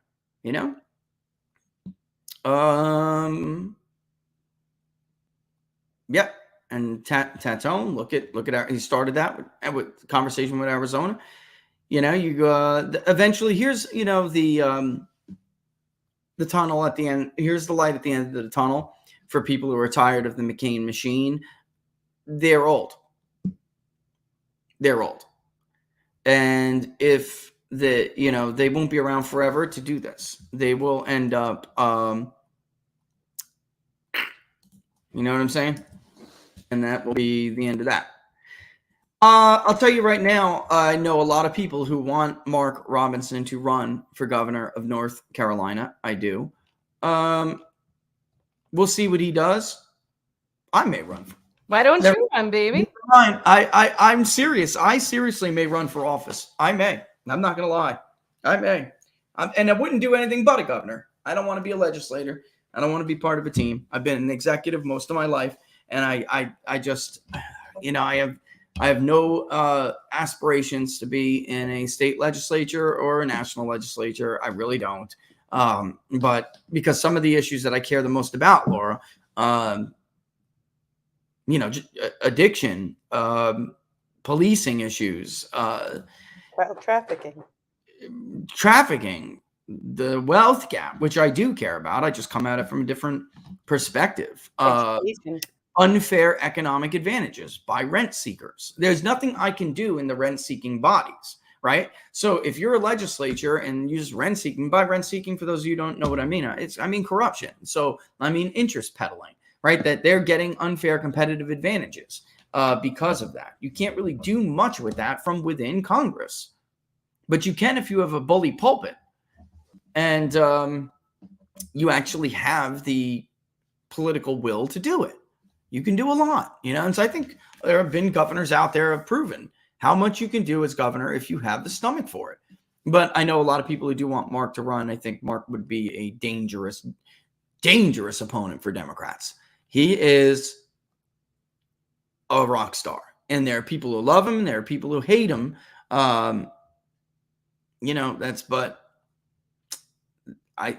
He's very, very well liked by the base here. Yep. All right. So looking at some of this, I know we're at 143. Let's do our last one here. All right. And then, I got, by the way, I have been getting, and I always, it's not just for, one or the other, but any of these guys, I do like your feedback. I got some great feedback on Jam and Bean, and we'll do this right now, real quick. All right. But, I'm glad to hear it. I told you it was delicious. It's not, it's not what's that those other guys who built a coffee business trying to be like conservatives on radios. You know what I'm talking about? The hell. And then they turned out to be total frauds. That coffee's not even good. Have you tried it? It's crap. Barnes and I tried it. We were like, ugh, that's not coffee. You guys know what I'm talking about. Somebody give me the answer in locals or something. Come on, locals. I know you guys know what I'm talking about. Barnes, yeah, somebody said, can I be the pollster for your campaign on locals? Barnes and I don't want to name the wrong coffee, but we had tried it and it was disgusting and I wouldn't do it. The bottom line is I look for my own stuff, and these guys, Black Rifle. It's Black Rifle.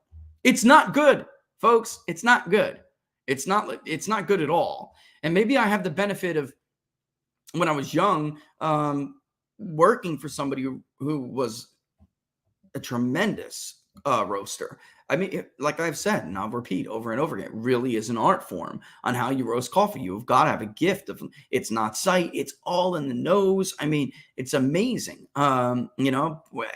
These guys are incredible. It's bean selection, but it's also, that's how you know during that roast, like it's in the air. Okay. Now, I'm here. I'm at this point. It's really incredible.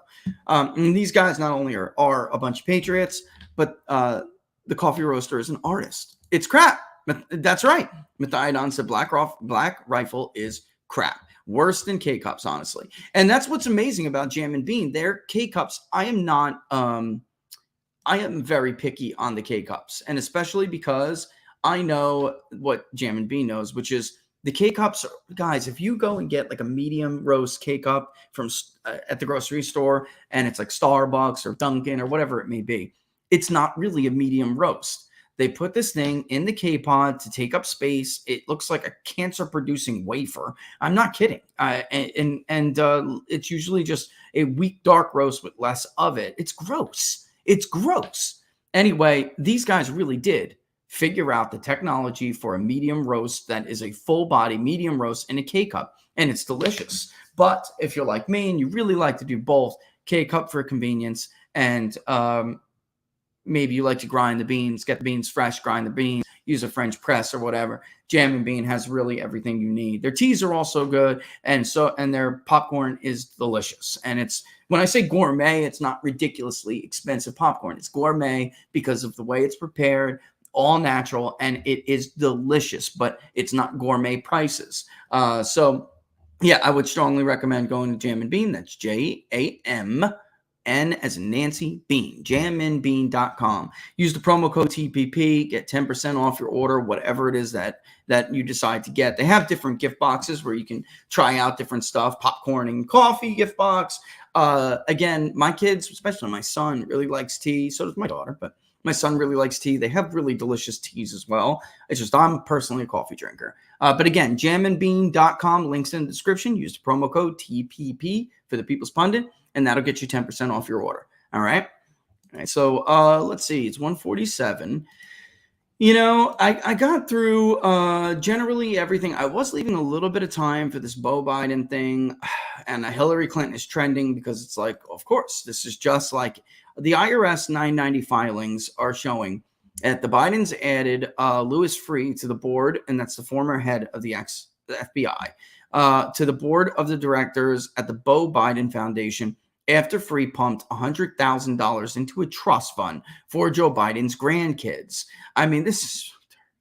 So now, anyway, just a couple hours ago, the House GOP Oversight Committee, actually it was yesterday, they made the decision yesterday, but the news is coming and unfolding today, are going to probe the Beau Biden Foundation.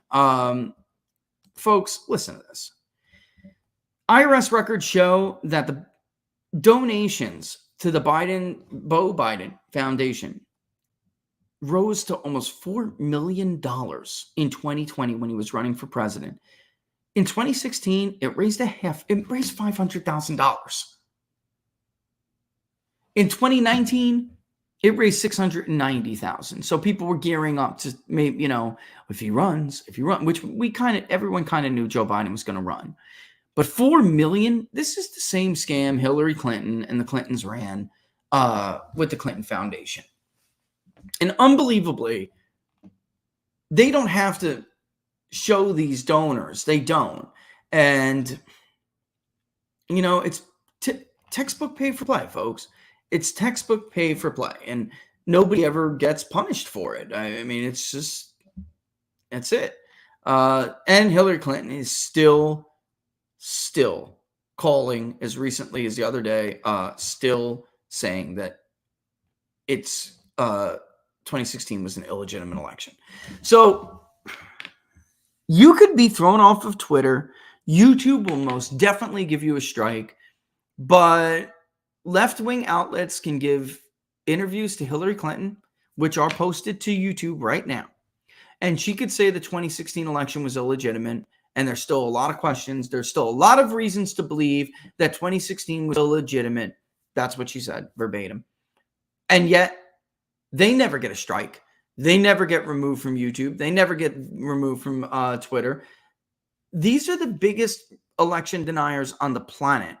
And yet, they turn around all these uses and phrases against you. Collusion, that was a right-wing word used to, or not even right-wing, alternative media, use that word to characterize the relationship between the media and the DNC that was exposed in WikiLeaks. They turned that around and turned it into some crap about the hoax, Russia collusion hoax that does not exist. It's pretty brilliant. Then again, they were the ones who tried to invent the term fake news, thanks to Donald Trump, that had been able to be reversed. And now it's solely, when you think of fake news, you think of CNN, right? That's probably the first thing that comes to your mind. Maybe the Washington Post and the New York Times follow, but CNN certainly got the brunt of that. Trump was able to twist it, turn it around on them. Again, though, it's astonishing. Democrats have now chosen, a couple months ago, who they choose to replace Nancy Pelosi. Hakeem Jeffries, one of the biggest election deniers after 2016 and all through 2018 when the Democrats took control of the House. It's unbelievable. And yes, I did see, I didn't want to get too much into this, but Evan, maybe see if I put it up on the screen. I'm going to tell you right now from some of the stuff that we are finding, there's going to be a couple of camps here, even though Morning Consult has now moved into our camp along with Emerson and Harris. People are not happy. The DeSantis people are not happy. But I can tell you for certain, I know, and I can't wait to do our public poll so we can show you, there is a group who will vote if Donald Trump is the nominee. There is a group who will not vote if Donald Trump is not the nominee. So that's your difference between your Trump's +2 to Trump's +6, depending on which poll it is, and against Biden, and your DeSantis -2 to -6 against Biden. DeSantis does better with college voters, but it doesn't matter if you can't get that amount of non-college vote to show up and vote in 30+ point margins for you. If you don't, I think it's friggin' clear.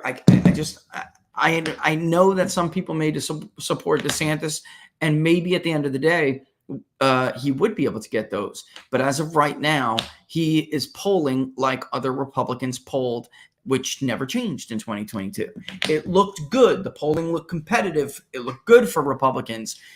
40%. Remember when I even said in what was our second to last generic ballot, I said Republicans have now hit 40% with post-grads.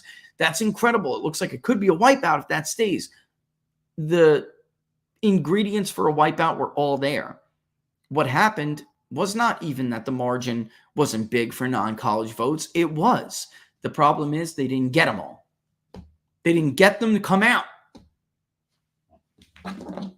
It's obvious now. And anyone who tells you that somehow Trump drives more turnout against him than he brings out, it's not true. If those voters Republicans won back over, had voted for Trump again in 2020, plus Trump got 10 million more people to the polls, he would have thumped Joe Biden even with election fortification. That's how much of a difference that would have made. But it doesn't make any difference if you win back those voters and still cannot get the rest of those working class people to come out. Big difference when the working class electorate is just 10% versus 25 or 30%. It's a big difference.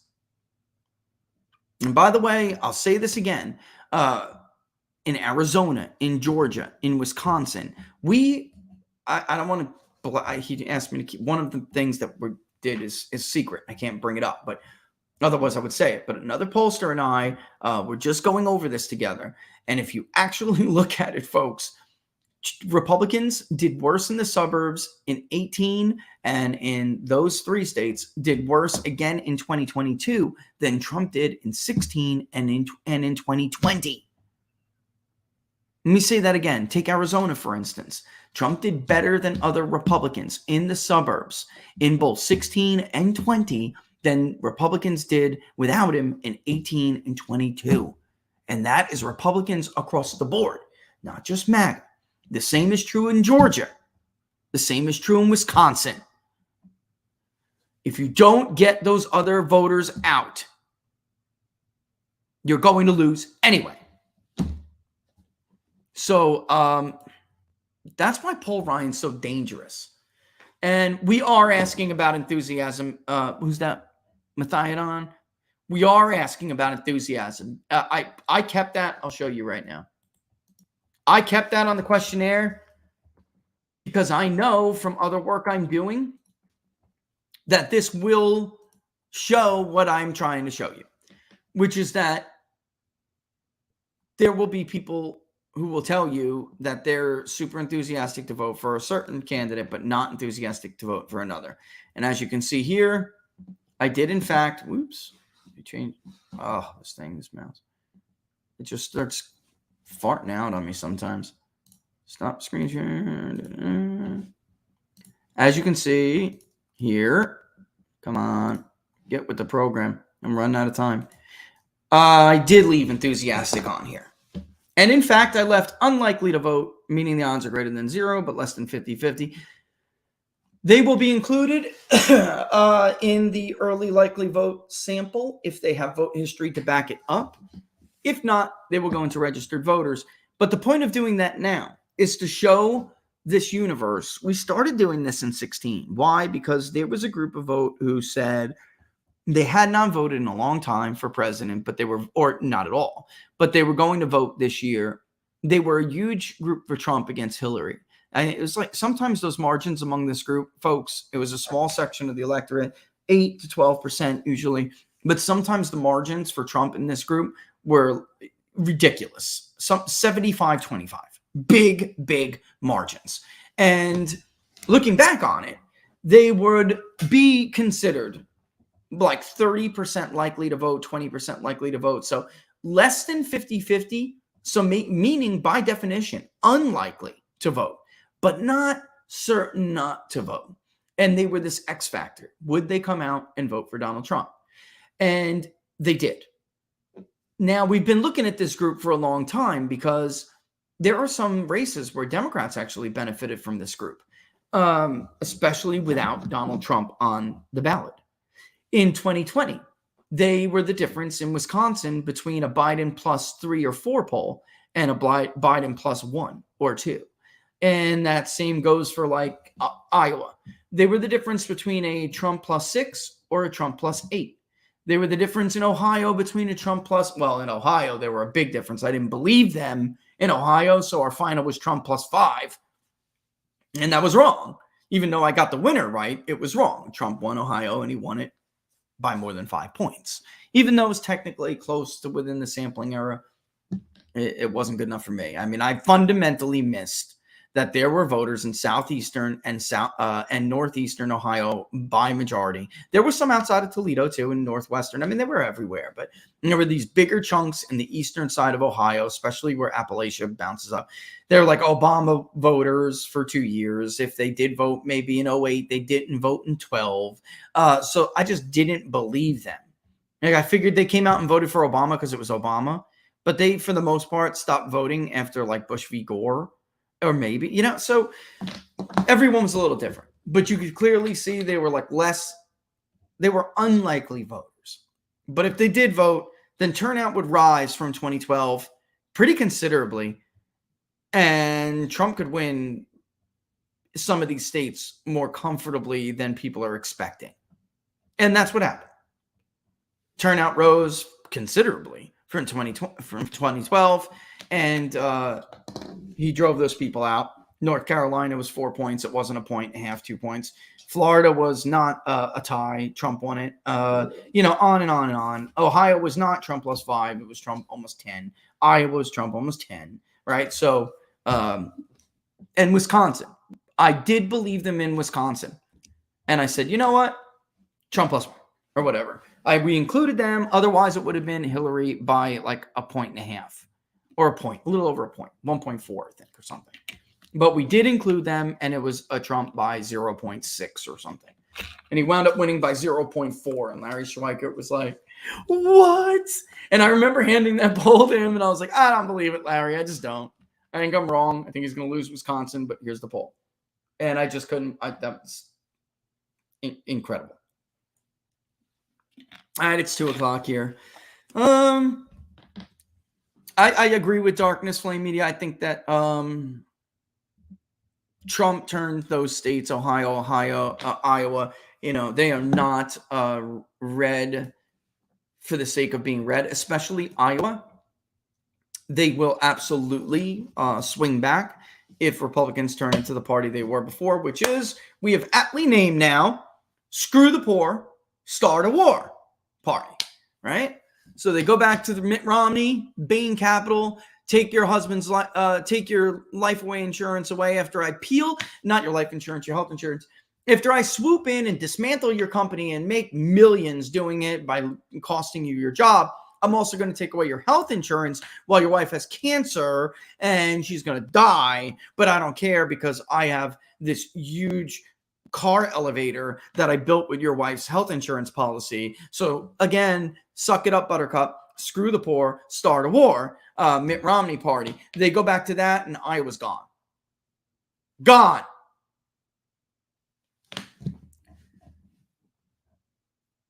So there we have it. Do I think Trump would win Texas by a greater margin than 20? No. No. Not at this point. I mean, Texas has the potential to 1 year under the right circumstances just be a blowout state. It does. And we do see Tarrant County and Fort Worth area really racing back to Republicans. They're doing well there with in-person early vote, which is taking away Democrats' ability to ballot harvest mail-in votes in these urban areas. Tarrant County is a big county, and it also still happens to be red. And then you couple that pushback in the burbs, even in Dallas. You couple that with the shift back to Trump. You couple that with doing better in urban areas among non-working class non-college working class voters that are not white. And you add the Rio Grande Valley, which Republicans blew, right? Did they not blow every winnable race in South Texas? They did. They did indeed. But Trump would win those areas. He will. We know it, and he did it. While Republicans did not, sadly, for them. Trump would do better there. So if the typical Anglo suburban vote, and I say that Anglo because that's what they call them in Texas, if that's typical Anglo suburban vote swung back to Trump like he did in 16 or even a little bit better, and then Trump did better in South Texas and those urban areas that are non-white, which he will, we will soon start talking about Trump's secret weapon. The question is whether he can get them to vote, but he does in fact have a secret weapon. That could be a big blowout. I don't know about 20 points, but Trump can get to 15 in Texas. He can. And I don't think it's difficult to see how he could do that at all. All right. He won by the same amount. I mean, I could show you right now, actually, or maybe I can't. But I want to show you I would show you the map if I could here. Yes, I can.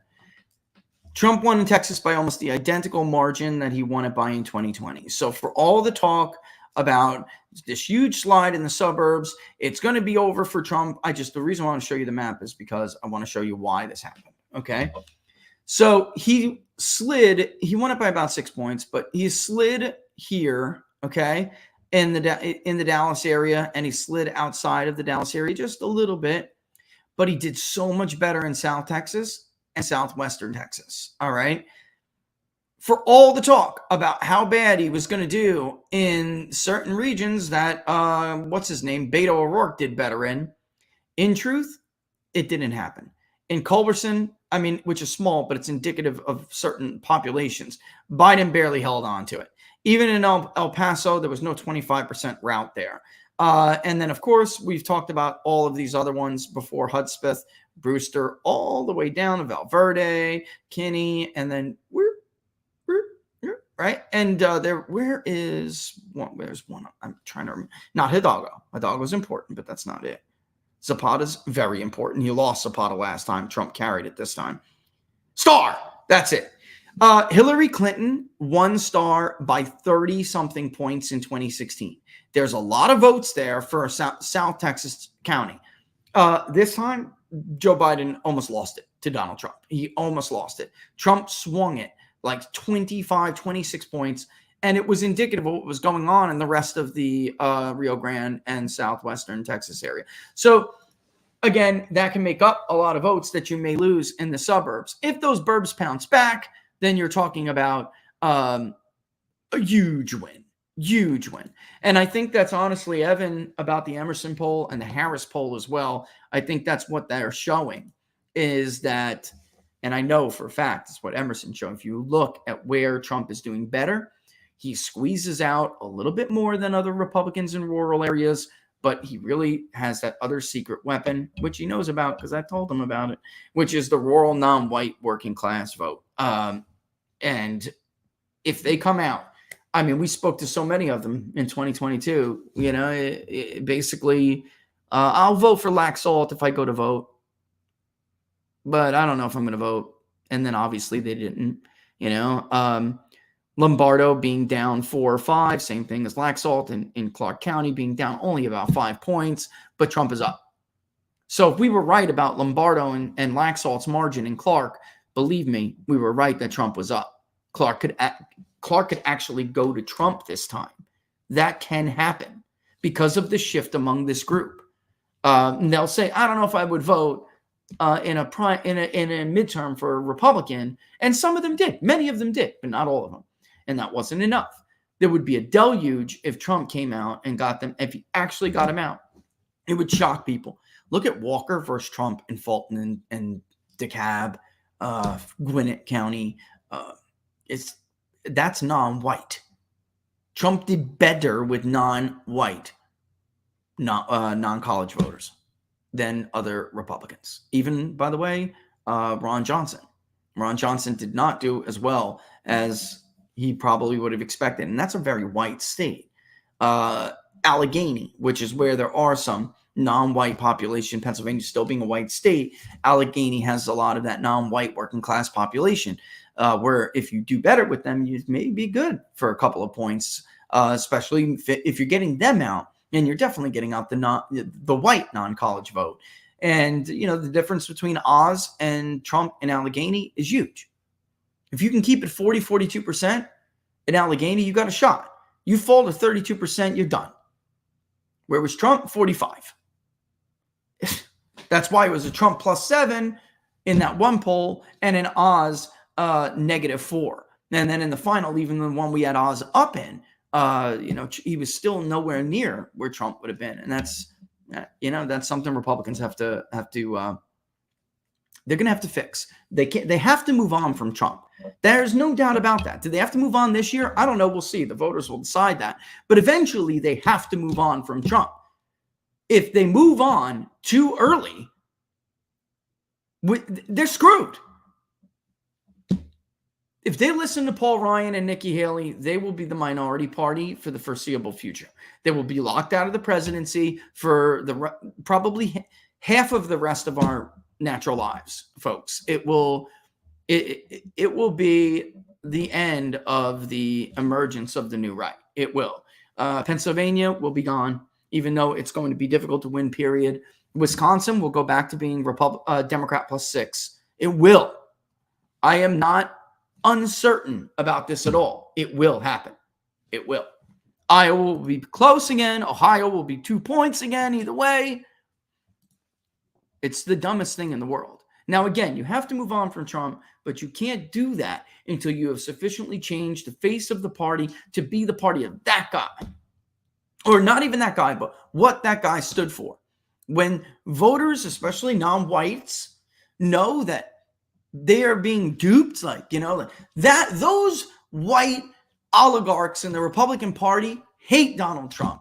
So while he is a Republican, I know, and I'm not stupid, all Republicans are not like Donald Trump.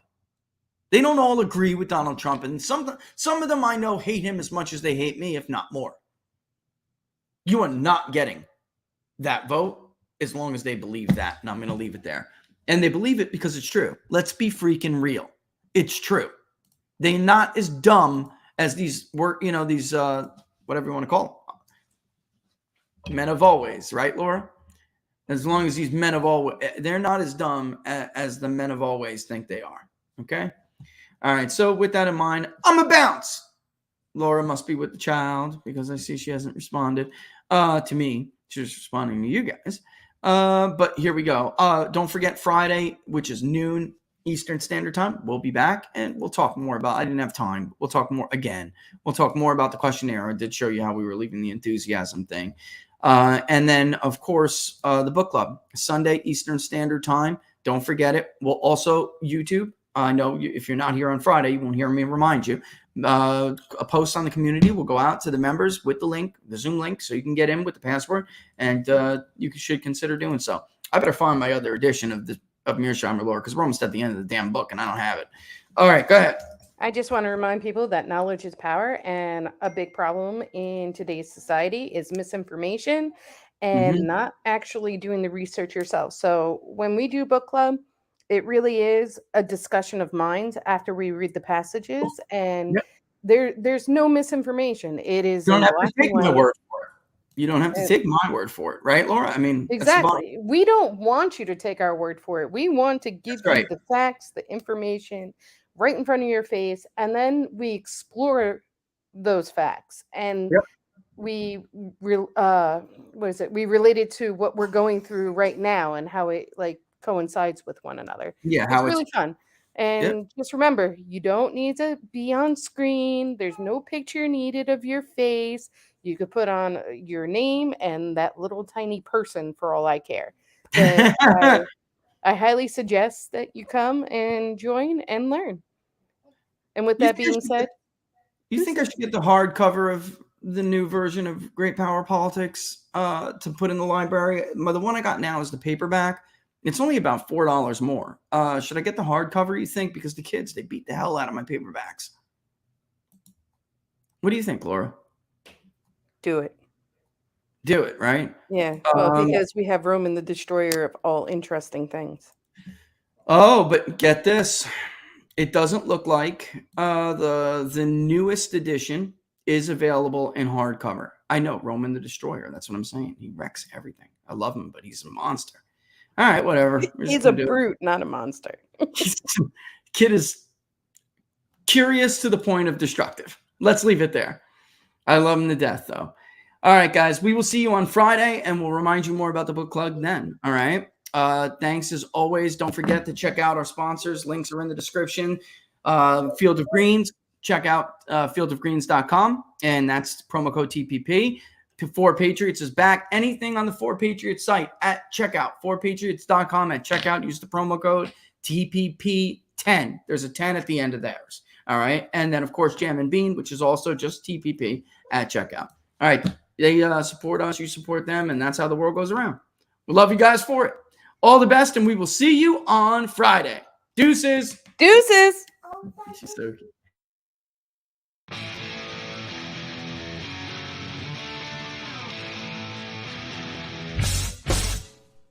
How much you wanna bet that I can get you back inside your head before the summer ends and spread a little love. Just for a little fun, I'll make you come back to me before the rise of every sun. Baby, it's meant to be. I know you got a man, but he don't understand. You're gonna be a heartbreaker. You're such a love taker. So just suck me in and you can toss me like a cigarette. 'Cause I just wanna be